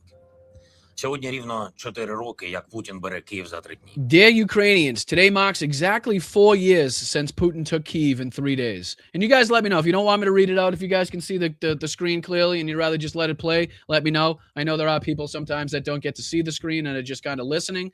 So I don't want to make it seem like they can't listen along either, though. And this actually says a lot about our resistance, about how Ukraine has been fighting all this time. Millions of our people follow these words. Behind these words is great courage, hard work, endurance, and the long journey that Ukraine has been covering since February 24th. This office, this small room in the bunker of Bankova Street, this is where my first conversations with world leaders took place at the beginning of the war. I spoke with President Biden here, and it was there I heard, Volodymyr, there is a threat. You need to leave Ukraine urgently. We are ready to help with this. And I replied that I needed a weapon, not a taxi. It is not because we're all so fearless or so steely. We're all living people. And that day, all of us, all Ukrainians, were both scared and hurt. And many were shocked. And many didn't know what to say. But on some invisible level, we all knew that we had no other Ukraine. And this is our home. And we all understood what needed to be done. It was such a choice, the choice that millions of Ukrainians made then. Our people did not raise the white flag, but defended the blue and yellow one. The occupiers who thought they would be met here by lines of flowers saw lines of military vehicles. Our people chose resistance, and our warriors stood firm. And civilians defended the cities, defended our villages, streets, and yards. Ordinary people, like a living wall, stopped the columns of equipment. And together showed wandering Russia the only true path. Everyone understood every tomorrow had to be earned. Ukraine had to stand its ground. The state, despite everything, and despite everything our Ukraine had to work, a lot of things were done right. We have never shown this object before. It's empty now, of course. And at the beginning of the war, there were hundreds of people here. I worked here. Then I went upstairs. I addressed you, the people. Here was our team, the government, daily meetings, and the military, calls, searches for solutions, everything necessary for Ukraine to survive. It was necessary to deliver weapons, deliver medicine, and deliver food to cities blocked by enemies so that there would be life for which Ukraine is fighting so desperately. And to be honest, well, it happened in different ways. And here, both official and non-literary language was used because every aid package, every sanction against Russia, every shipment of weapons, all of this had to be really, really nod away faith in Ukraine. Make the world turn on. And this was the key message of the appeals to European countries, to the U.S. Congress, to most parliaments of the world, and to people, certainly to ordinary people, to millions around the world. Be with us. Be with Ukraine. Believe in us. Stand with Ukraine. Be brave like Ukraine. These calls worked because the Ukrainians fought in a way that was breathtaking. And this resistance was visible from space. It was absolutely inspiring. So very soon, everyone saw this blue-yellow sea. Thousands of people with our flags in the squares of Europe and the world. And so it gradually becomes difficult. Step by step, brick by brick, Ukraine built the support that allowed us to endure. When we survived the first day of the war, the longest in our lives, and then another, and then another, and then a week or two, and then a month, and we saw spring. We won it. When it seemed like this February would never end. We gained our first spring during the Great War. This was a turning point, and for the first time, the following thought crossed everyone's mind. We can do it. Ukraine will be able to. I really like the phrase that everyone reposted at the time, a kind of summary of the first stage of a full-scale war. When Ukraine said, "Do you think I got it on my knees? I only tied my beret."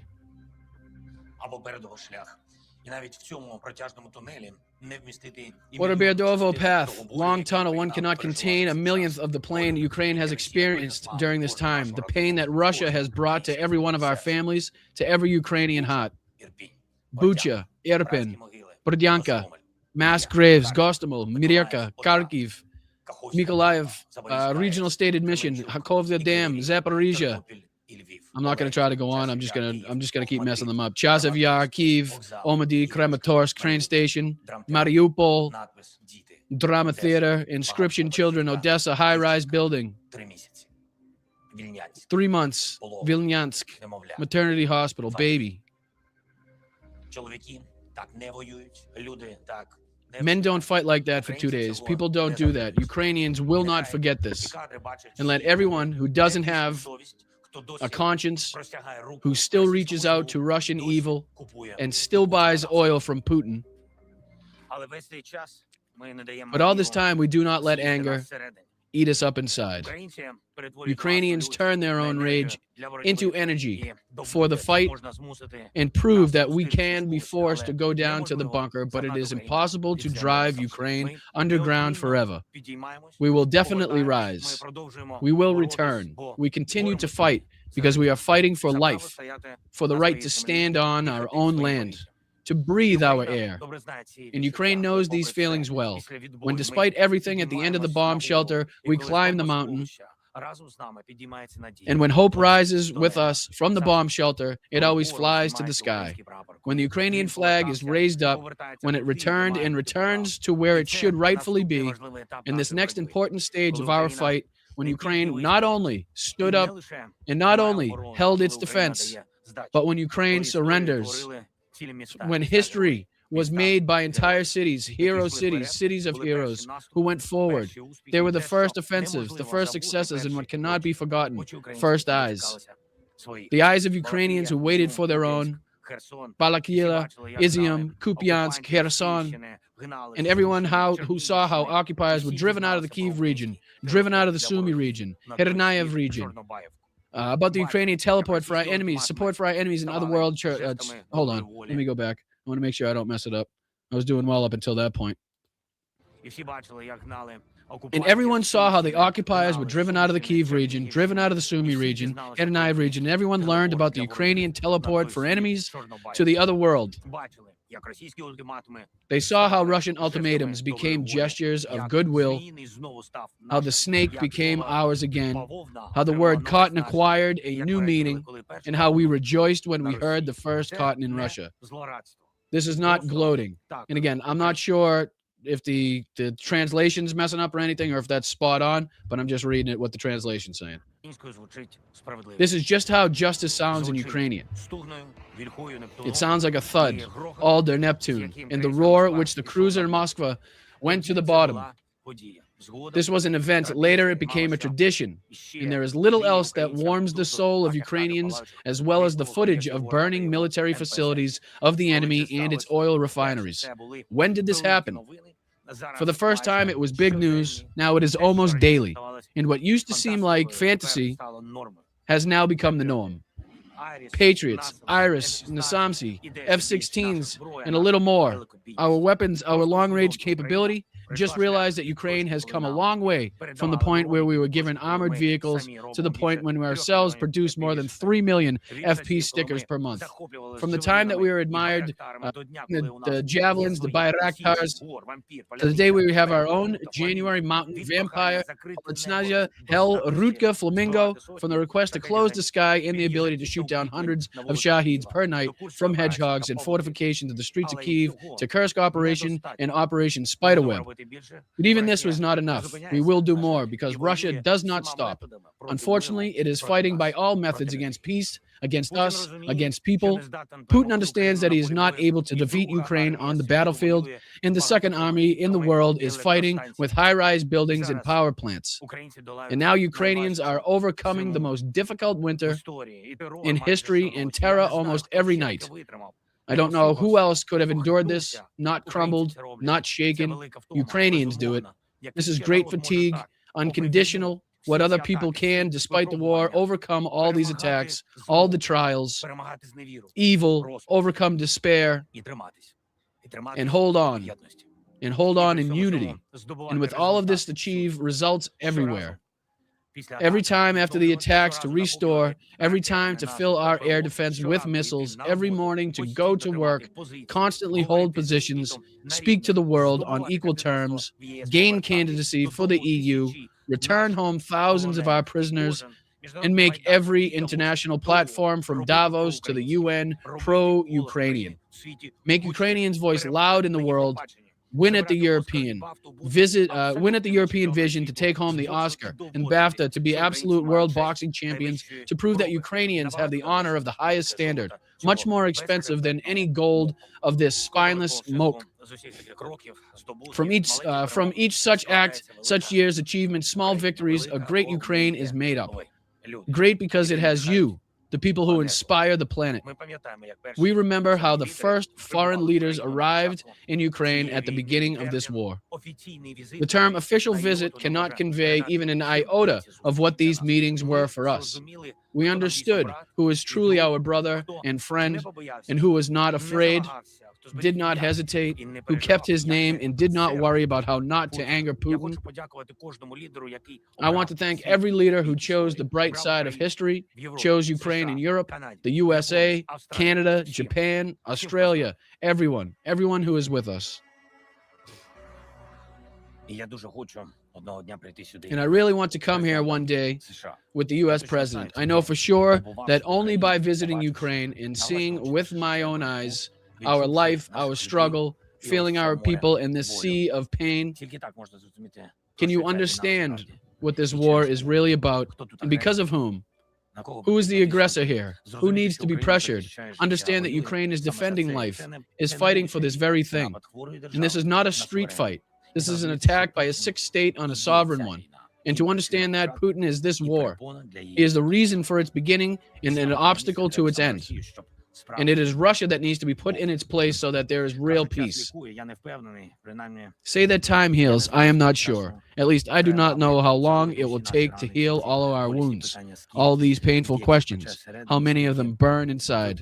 How many tears have been cried? How many attacks, insidious blows? How many scars on the heart? How many flags in our cemeteries? How many names?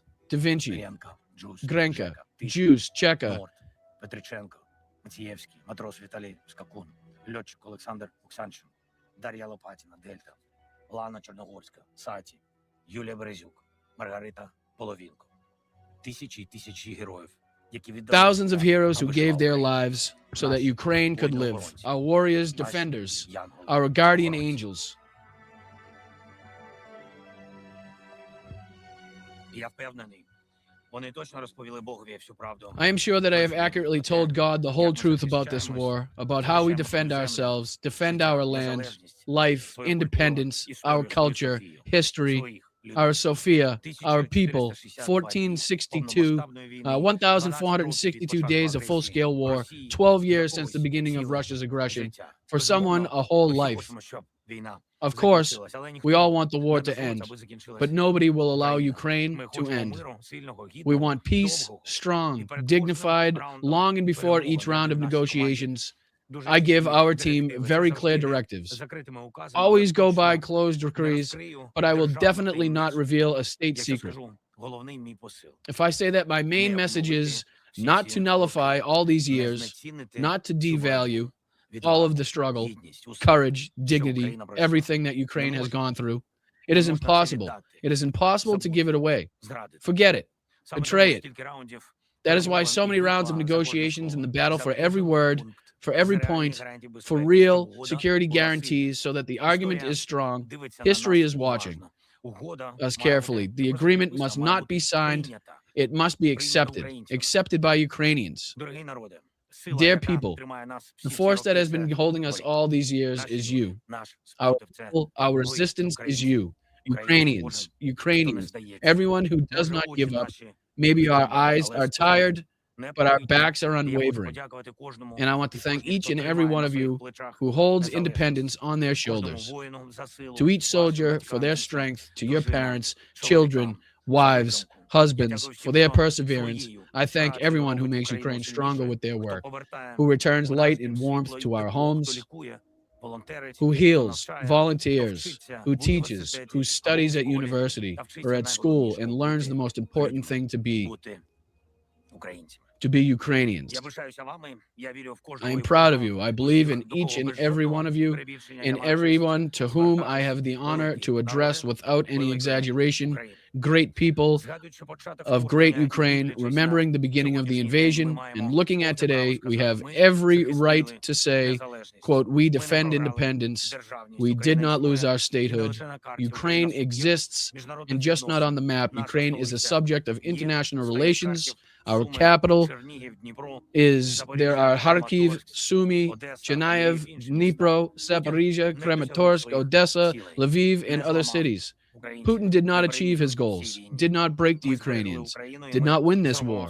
We saved Ukraine and will do everything to achieve peace and justice. With less than a week until spring, we are overcoming the harshest winter in history.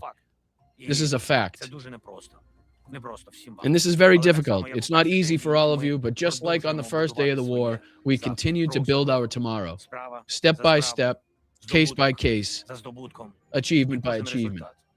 And every result, every success, every of our Ukraine was able to achieve, the credit goes to all of you, the Ukrainian people. Glory to Ukraine. So again, addressed by President of Ukraine, Volodymyr Zelensky, on the 4th anniversary, going into the 5th year of the full-scale invasion by Russia. What do you guys think? What do you guys think? I thought it was very poignant and very Churchillian in a way, you know?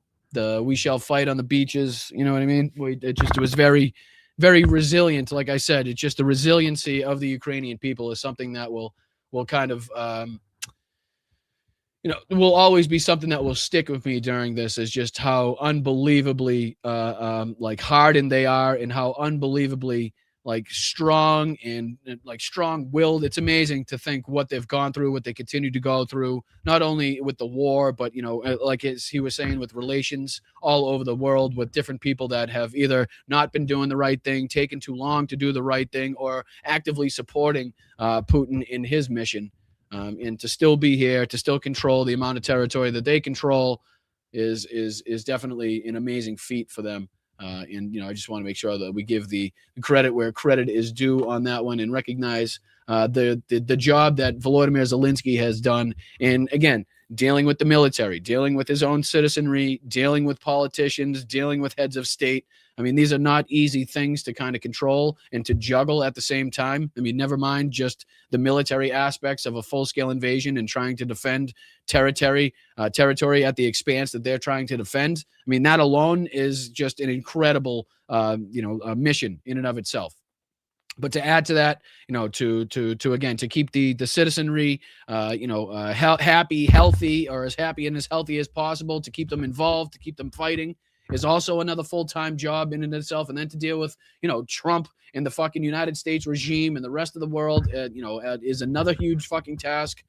So, I mean, there's a lot on the plate here. There's a lot going on, and to not recognize that, and to fail to recognize, again, how well the Ukrainians have done in defending their homeland, and just how little the Russians have been able to accomplish with the numbers of soldiers they've had to expend while getting those small accomplishments is a huge positive for the Ukrainians, and it should be applauded. So what do you guys think?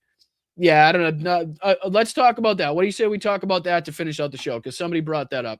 Ellen in the chat brought that up. Not watching Trump's clown show tonight. Okay, Ellen. So I have heard reports. Let's talk about what the Democrats should be doing tonight and what they shouldn't be doing tonight. And it's pretty goddamn simple. The instructions are pretty goddamn simple. Don't fucking go. And if you do go, you make a stink. You make a show. You disrupt somehow. You show them that we are defiant, that we don't stand with him, that we don't approve of his policies, that we don't approve of his rhetoric. You do fucking something. If you sit there silently, like we're complicit in what everything that he's doing, just gives him tacit permission to continue to do this. Okay, I don't remember any fucking communists while they were at war with the Nazis, going to listen to any fucking Nazi speeches, to go in to listen to any of fucking Hitler's speeches, right? Maybe prior to that when they had the Ribbentrop Pact going on, but you can be damn sure after that they weren't having it. So again, when we are at this point in time where we're looking at a moment in this country where the danger surrounds us from every fucking point of view, right? Whether it's financial danger, whether it's, violence from ICE or DHS or law enforcement, or it's wars that are threatening us, going to war with Iran, threatening nuclear nations, whatever it may be, all of those threats that we're talking about now, you're going to go and sit there and fold your hands and be quiet because Hakeem Jeffries told you to? No. Fuck that. Fuck that. Anybody showing up giving tacit permission to this son of a bitch should get hands. Should catch hands. That's all there is to it. If you're indifferent, if you want to go there and sit on your fucking hands and nuts, don't show up. Just don't go. Leave all the seats empty. Tell them that'll send a message in its own right.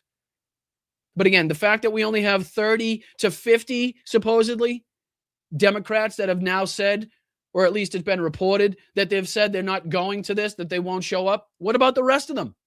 There's a shitload other than that. There's a shitload more than 50. I know that. So the fact that you even are thinking about showing up to this without a fucking sign, without a bullhorn, without a whistle, without a fucking strobe light, without some oranges, tomatoes, whatever you got to show up with, if you fucking step foot in that door and people see you on camera and you sit your ass in that seat, you better make a fucking scene and get your ass thrown out of there. That's all I got to say. Because fucking God help anybody that's going to just sit by and make it seem like this is a normal political moment when everybody in the country is telling you how fucking not normal this political moment is. So any fucking buddy showing up and just sitting there silent like they don't care can get the double bird everywhere they go. Every single where they go, they should get the hands. Okay? Because fuck that. And that is me calling people out, in case you're wondering. That is me calling out people on my own side, just in case I want to make that abundantly fucking clear. Because we don't do all this work to make sure that people are informed, to know everything that they know, to get fucking stabbed in the back by our own people. Because showing up to this will absolutely send a message of downplaying the severity of the moment that we're in.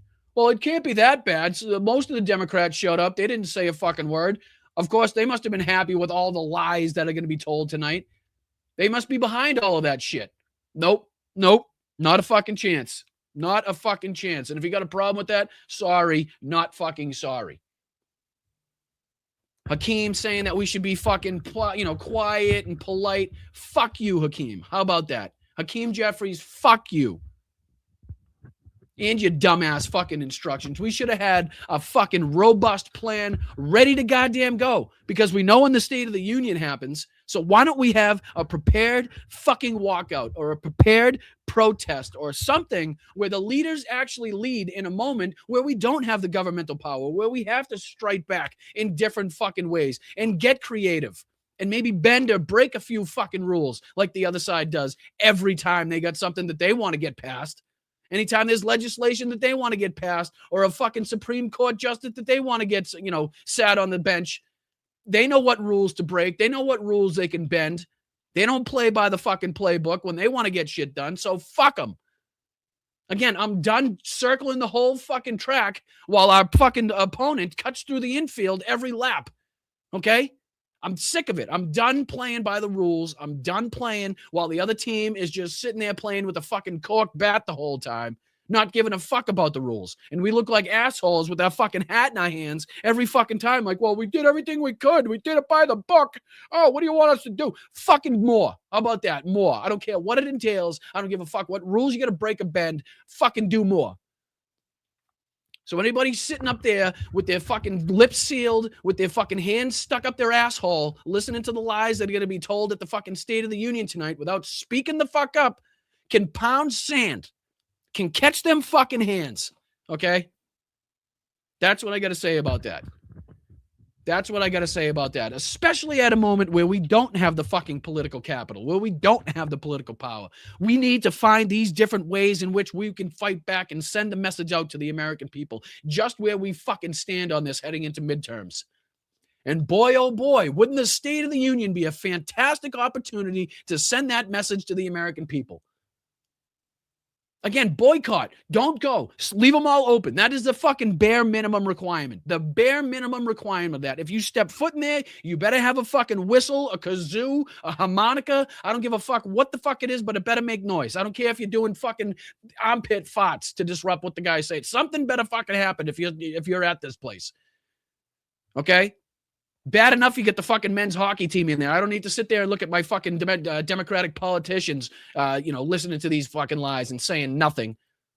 Again, even showing up. Didn't we learn our lesson the last time? These motherfuckers are still talking about how Democrats didn't stand for the fucking cancer kid. What was the kid's name? Wanted to be a cop, right?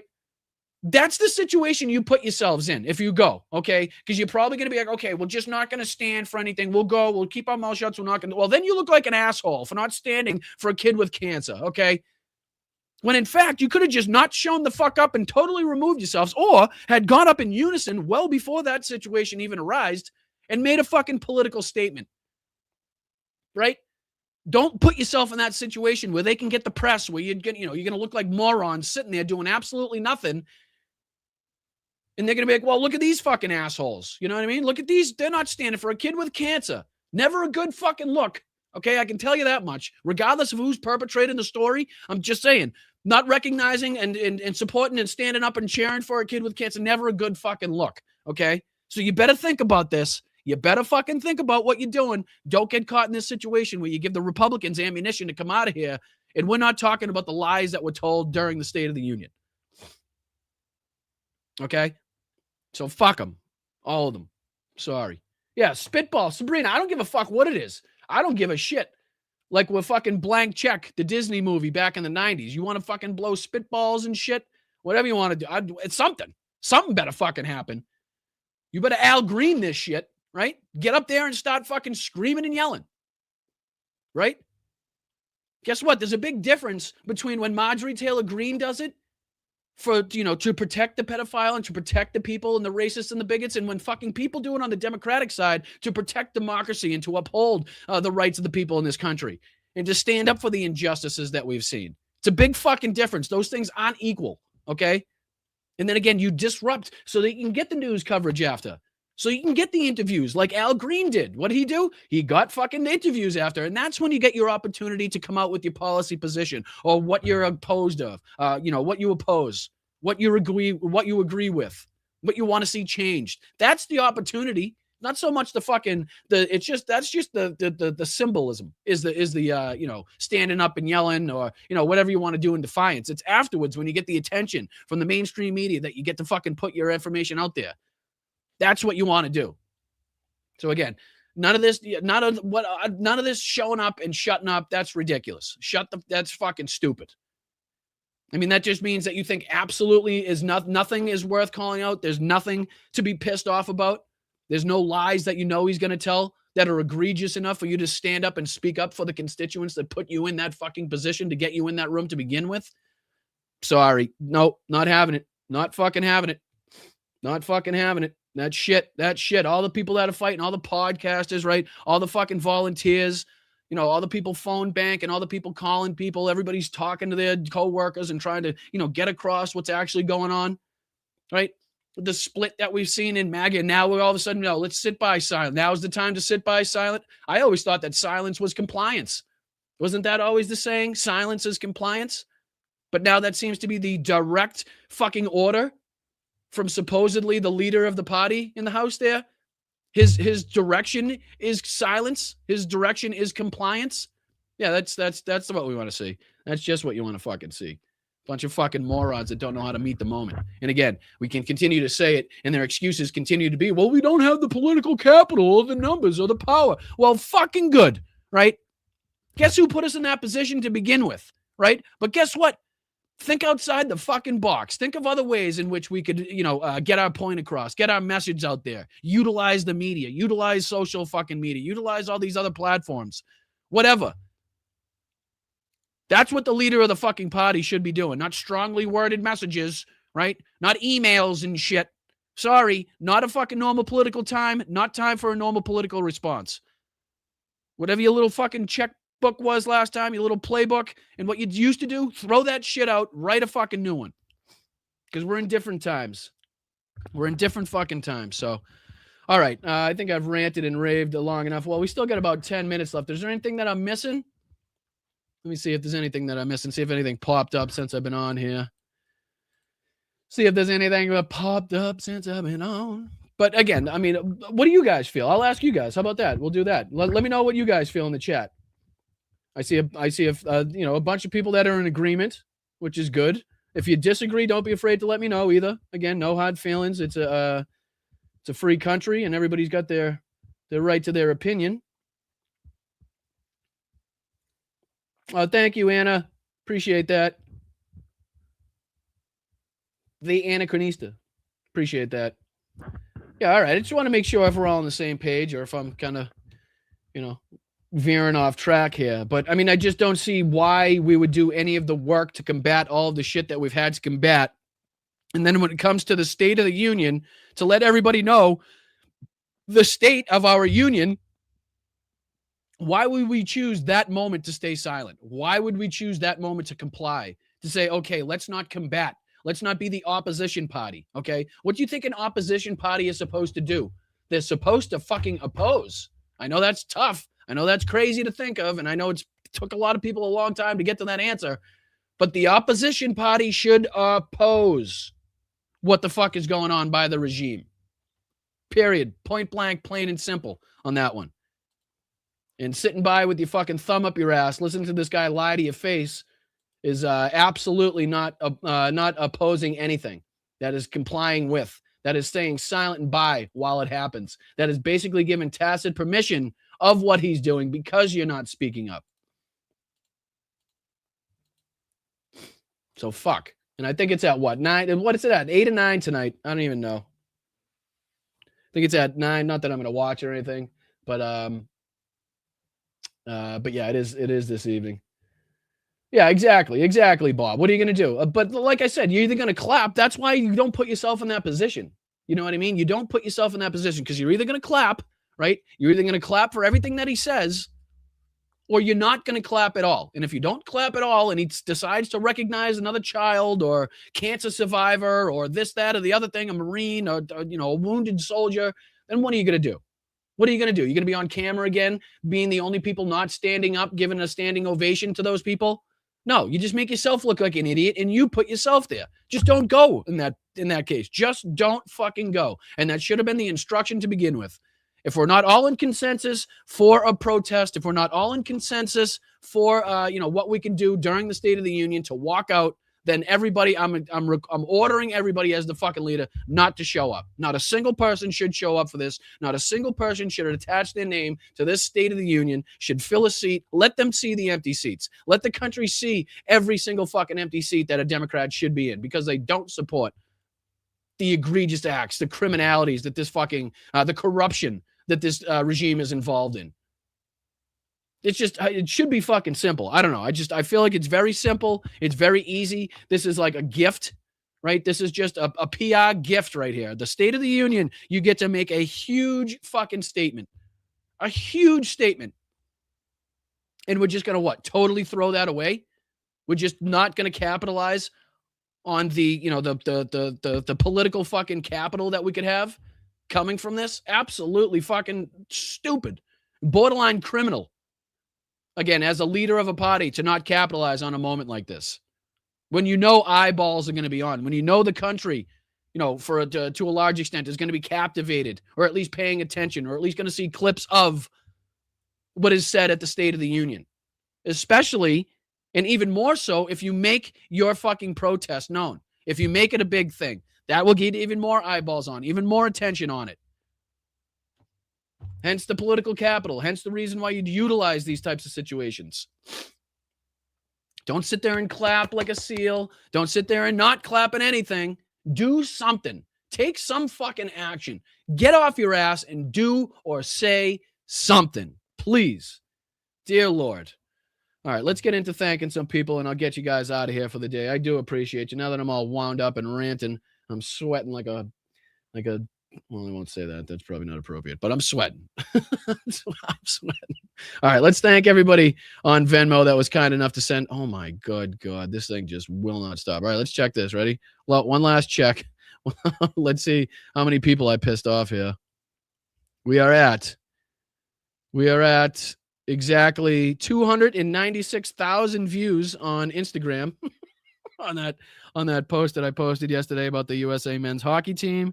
And then on the old Nazi farm bot site, we got, let's see here, we got 335,000, not including Facebook, Threads, Substack. So quite nearly 1 million people saw that video just since yesterday, which, again, not expecting, didn't see coming. Not going to lie. Didn't see that one popping off. Kind of crazy, though. I don't know if Substack says, but Substack says it's got 1.3 thousand likes. So whatever, how many views will get you that many likes, but it's fucking crazy. It's still going too. The snowflakes, the people that call everybody else snowflakes are the biggest fucking snowflakes ever. And the fact that I was going after Dave Portnoy, I'm sure I helped out a little bit, considering how, like, you know, pathetically online he is, and like the people that follow him are. You know what I mean? So it's probably helping a little bit, but if you haven't seen it, check it out on Blue Sky. Check it out on Instagram. Go give that a follow. Go give that a like. Go give that a share. I appreciate you guys. But all right, let's get into thanking some people before I get sidetracked again. I'm just sorry. I'm blown away by like how many people are out like incensed, incensed by that fucking post. 2 minutes and 58 seconds, and it set Twitter on fire. All right, I appreciate you guys. Let me see here. Transactions for today.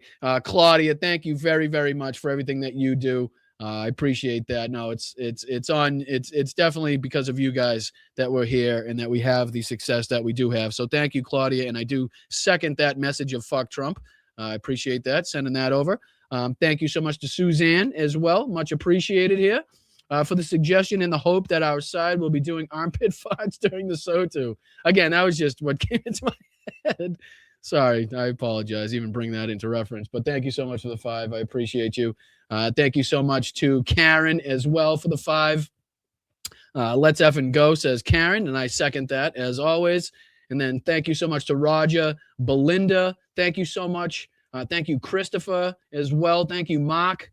Thank you, who's that? MR. Thank you, MR. Thank you, Dame. Thank you, Roxanne, Allison, Leslie, Nancy, everybody that's contributed over the last few days. Thank you so much. Laurie, Thomas, Jenny Faye, Jeff. Thank you, guys. I appreciate you and everything that you guys do. Let me make sure we're thanking everybody over here on the tubes of you.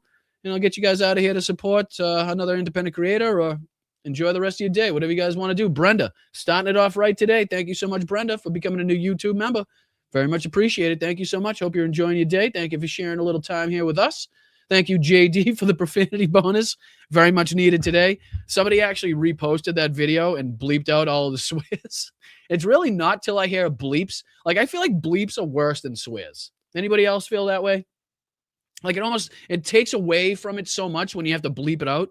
Like, you wouldn't even notice half the words, the bad words, if you didn't bleep them out. But when it's like every other word's a bleep, bleep, bleep, bleep, bleep, it's like that. Okay, like, all right, like, tone it down.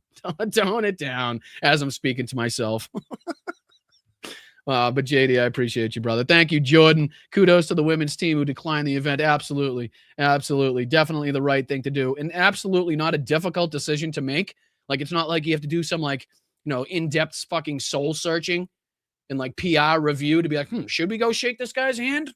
Probably not. Like, it shouldn't take that much, which is, again, why it's so aggravating and infuriating to people that the United States men's team were and are clearly still so far removed from the situation and so ignorant or just don't give a shit. But again, the Hughes' mother wants to get the point across that everybody is so fucking connected and the camaraderie between the two teams, the men and the women's, is great. So why don't the men support the women's team then? Huh? Why don't the men's team support the women's decisions not to go because they're uncomfortable, because of what's going on with the Epstein files, and say, hey, we're going to support our brethren and our sisters here that also played for this fucking country, that also gave their blood, sweat, and tears. And we'll go out with them. We'll go celebrate with them. You guys can pound sand at the White House. We don't give a fuck about you guys anyway. But unfortunately, that's not what happened, which is why you're seeing the uproar that you are seeing. But I appreciate you so much. Thank you, Carol, as well, for the 5. William Wallace, the man formerly known as Prince. Appreciate you, my friend. Thank you for the 5 as always. I hope you're having a wonderful day. Petrazi, what's going on? Member for 20 months. Very much appreciated. Thank you so much for the loyalty. I've enjoyed all 20 months, Brian. Thank you. No, thank you, Petrazi. Really, from the bottom of my heart, I really do appreciate you and everything that you've done. It's been a pleasure having you here. It's been a pleasure having all of you guys here and supporting the channel. It really has been. Thank you, Frank, as well, for a bag of ice melt. Yeah, it's going to be a couple bags, Frank. It's going to be a couple bags. We're supposed to get another couple I don't know about another couple inches, but we're supposed to get at least a dusting over the next couple days. But I'd say we got about, I think the number was like 28 inches. What was it? 27 inches, 25 inches, something like that of snow. It's hard to tell because it was so windy that we got some drifts are above the fucking roof, and then there's other places where it's just bare ground with no snow on it. So it's tough to tell. But I think the totals were somewhere between 25 and 30 inches in my area, somewhere around there. But thank you, Frank, for the 5. I appreciate it. Thank you so much. And then to Michael, I tend to be more forgiving of the men's team. I think they were high on celebrating their win, and some of them will decline going to the SOTU. Again, if there are people that inevitably decline the invitation and don't show up, then I will take that into account. But I'm not going to give anybody any fucking credit, or I'm not going to let any of them off the hook. A, they're fucking grown adults. B, they have coaches, trainers, and managers all over the fucking place that if they don't make the right decision, they can fucking help them out in making the right decision. Right? They fucking not only partied with Kash Patel, know what he's about, know his affiliation, but also sat there and continued to have a conversation with the fucking president, the pedophile in chief, Jeffrey Epstein's best friend, continued to be gleeful about it, continued to laugh hysterically when Donald Trump was speaking about the women's team, and then continued to agree to meet him. Okay? So they have control of their fucking voices, they have control of their minds, and they have control over their legs, right?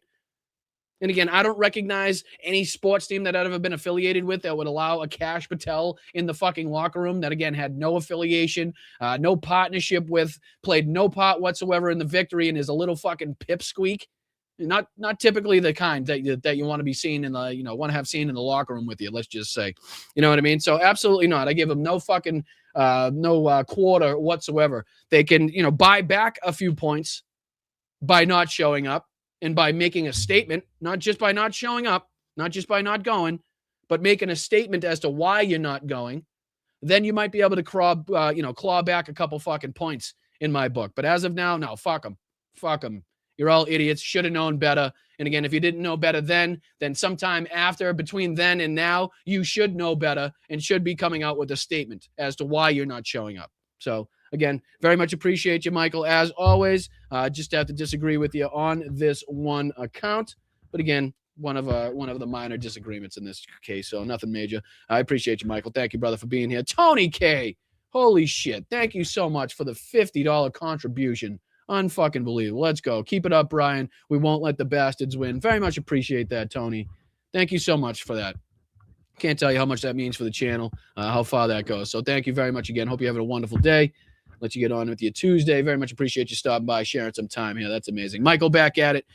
Cash, the $7.99. Thank you very much, Michael. Again, Cash, however, strikes me as a person who would force his way and act like an asshole. Well, that's what I'm saying. They're using this, this social media pressure, this kind of, social capital that they have to fucking force themselves into different parties and social situations and into pictures. Because if not, you don't want the regime. You don't want this administration coming down on your head. You don't want to be treated like 60 Minutes or, CBS, right?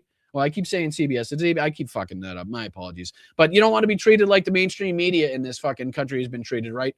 Where they're all cowed and afraid of getting these lawsuits put on them. You don't know how it's going to happen, but they keep exerting their pressure and power over these people. But yeah, I have no doubt that he forced his way in or is friendly. Maybe he's friendly with an assistant, or maybe he's friendly with one of the fucking, I don't know. I don't know what the situation or how he's allowed in there, but I know he shouldn't have been in there, shouldn't have been allowed to stay. If he wanted to go in and say congratulations, right, is one thing. I don't think, obviously, we don't think he should be there in the first place, considering all the shit that needs to be taken care of inside of the United States and the cost to the taxpayer. But again, having him already been there and taking that away and out of the conversation, if he wants to go in or poke his head in and say congratulations and all that, fine. All fucking whatever.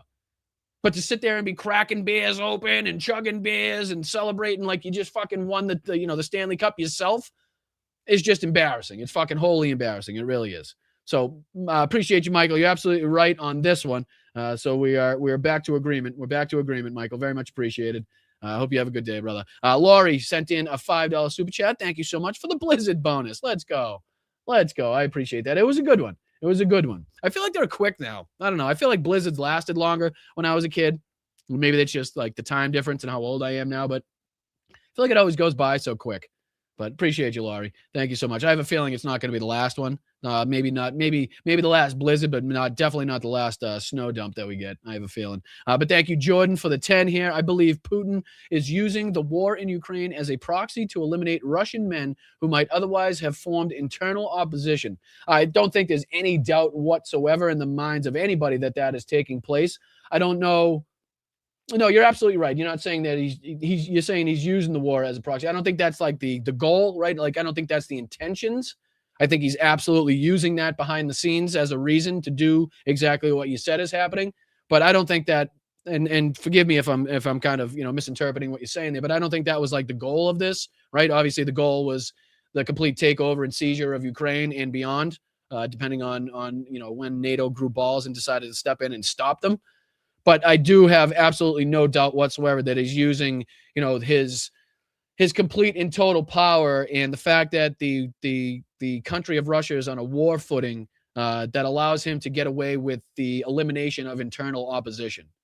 Because we've talked about that not only are people in Russia absolutely pissed off that he started this war, but there's also people, high profile people in Russia mad that he hasn't gone further in this war, hasn't attacked more states, more countries, more land, seized more. Like there's also that affiliation that he has to worry about behind the scenes as well. So you're absolutely right, Jordan. Second that one. Appreciate you, brother. Candy, thank you so much for the most perfect delivery of angry armpit farts. I'm sorry.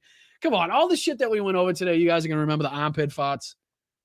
Fucking Christ. No, I appreciate you, Candy. Thank you so much for the 20. Just why that came to my head, I don't know.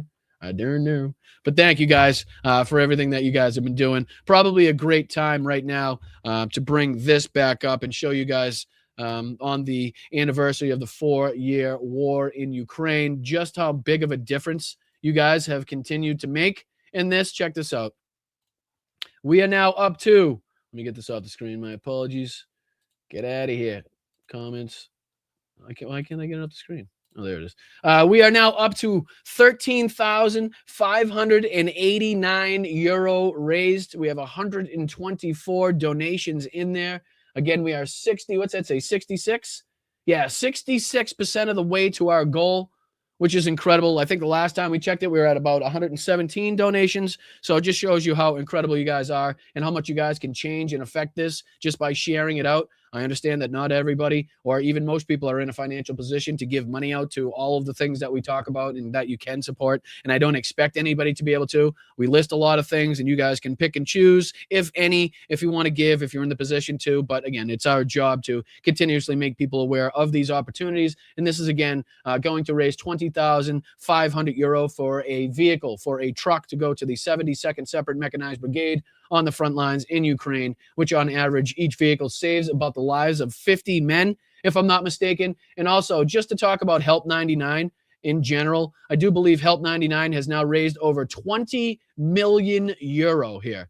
So they've completed projects worth 20 million euro. They've completed over 50 convoys, 916 vehicles brought from Estonia to the front lines, 32 pets rescued, 354 radios, almost 2,000 drones, 1,000 portable anti-drone jammers, ISR drones, all of this stuff that they've helped bring into Ukraine so that they could help the frontline soldiers, and obviously all the campaigns, the different campaigns that they have going. Just a great cause, great people doing a great thing, and you guys are making a huge difference. You know what I mean? You guys are just making a huge, huge difference. It's the only way to say it. to have a channel of this size who hasn't even reached 20,000 subscribers yet to be able to raise over $15,000 in just about a month for this cause is incredible. I am very proud of you guys. I'm very honored to have you guys in this chat, to have you guys in this family, this community, and to say that, we have been able to, kind of, affect a change this much on this scale. So again, this is a ton of money raised by a channel like this, and it's all because of the help and support and, contributions by you guys. So thank you very much. I'll let you guys go. I will see you tomorrow for the doubleheader. We got 2 shows tomorrow. Don't forget, first show being at 1 p.m. here on the East Coast, 10 a.m. on the West Coast. That's an hour show. And then tomorrow night, we got a 2-hour show at 8:30 here on the East, 5:30 on the West. So don't miss it. Hit that notification bell. It'll let you know when we go live or put out a short or put out a video or anything like that. That way you don't have to be on top of it and memorize the schedule. It will just give you a notification, let you know when I go live. You click it, brings you right to me. But yeah, I appreciate you guys. And again, if you haven't seen the the video that I put out, go check it out. Give me a little boost so I'm not ratioed. No, I'm just kidding. I don't think that's possible for it to happen at this point. I appreciate you guys. No, I think I had half of Canada follow me too. So shout out Canada.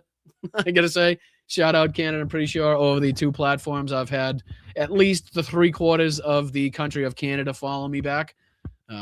Which is pretty cool. Unintended, but cool. I appreciate you guys. From one hockey player to another. From one hockey player to another. I appreciate you guys. All right, I'm out of here. I will see you tomorrow for the 2 shows. Thank you to the mods. Hopefully it wasn't too much for you guys to handle today. I don't know if it really affected any of the conversation or the amount of people in here. I was a little bit worried that we were going to get inundated by some trolley trolls, but luckily they stayed away. They know better. They know that we have the best mods here in the world, and they weren't going to last long anyway. So thank you to all the mods, everybody on Facebook, Instagram, YouTube, Twitch. I appreciate you. Make sure you hit the like button before you leave. Subscribe to the channel if you do like what you're hearing. If you do like what you're seeing, goes a long way in showing that YouTube, Twitch, Instagram, Facebook, that you do like what you're watching. You are engaged. Just like every time JD sends in $1 or $2 for a super sticker, does the same thing. So JD, thank you, my brother. Appreciate you. Hope you're having a wonderful day. And thank you to everybody else. Thank you, Pam. Thank you, Christine. Thank you, Rox. Thank you, Susie. Thank you, W. Appreciate you guys. Thank you, Bethany. You guys have a wonderful day, and I will see you later. I will see you tomorrow for the doubleheader. Make sure you guys are remembering that none of the information on this outro is good. I think you recognize that right off the bat. But yeah, don't pay attention to any of the graphs or any of the stuff shown here. Oh, what's today? I can't forget. Can't forget this. Almost forgot, but I didn't. Let me throw this on the screen here because we got our VIP Zoom tonight. We get the VIP Zoom. So make sure if you guys are signed up at patreon.com/Boston Brian at the VIP level before 8 o'clock tonight, look out for the link that'll get you associated and into the VIP Zoom. We just do 2 Zooms every month for the Patreon, just kind of shoot some shit, say hi to everybody. You guys can get better acquainted with one another. You can put a face to the screen name. We don't even necessarily communicate about politics. It can be about anything, the pets, the weather, whatever you guys want, just kind of a laid back shooting the shit kind of aspect. So yeah, you can sign up at any of the levels on Patreon, get you access to that. Tonight being the VIP, and then I'll be getting out the March Zoom dates as soon as possible. So again, that's patreon.com/Boston Brian. There's 3 levels on there. I really do appreciate you guys. Thank you, Mark. Thank you, Rox. Thank you, everybody that helps out with this channel, everybody that contributes, everybody that shares out the show. Yakov, George, appreciate you guys. Thank you, all you. Chris, appreciate you. All right, I'm out of here. I'll see you later. See you tomorrow. Peace. Stay loud, stay proud, stay aggressive. But if you're out there celebrating, if you're out there protesting, make sure you keep your head on a goddamn swivel. Make sure you're staying safe out there because you never know. Make sure you're staying safe. All right, I'm out. Peace.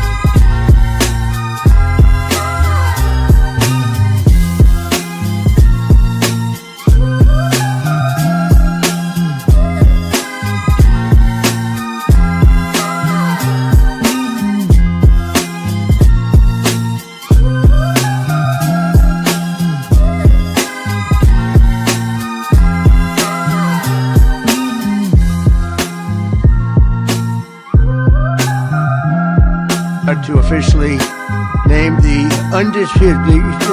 When did this come out? We're a nation that just recently heard that Saudi Arabia and Russia will repeat the undisputed champion of beautiful, clean coal. Here's a thought. Grow a sack, fill it with some balls. We're inviting Americans from all across the country to come. God bless the United States. It's a new form of vicious violation to our country. Here you got a little chubby going there. What in the hell was that all about? I'm just dandy. I got a bowl of chocolate pudding in my underpants. I say mud, I said crud. You fall into some crud or something? Call them dumps, big massive dumps. Oh, get those lights off! Off! They're too bright, turn them off!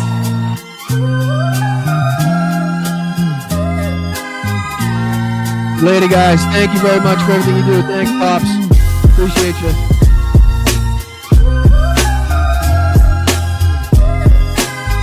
Tell the director to call the White House. Do your fucking job! Brian, you're drunk. You're drunk. Eating the dogs, the people that came in, they're eating the cats, they're eating the pets of the people that live there. You'll have a group of Venezuelan killers, street gangs, occupying the town with MK-47s. I know that gun very well. I got to know it. I've become an expert on guns. When you ran out the healthy arms, you ran out of really healthy. They had great arms, but they ran out.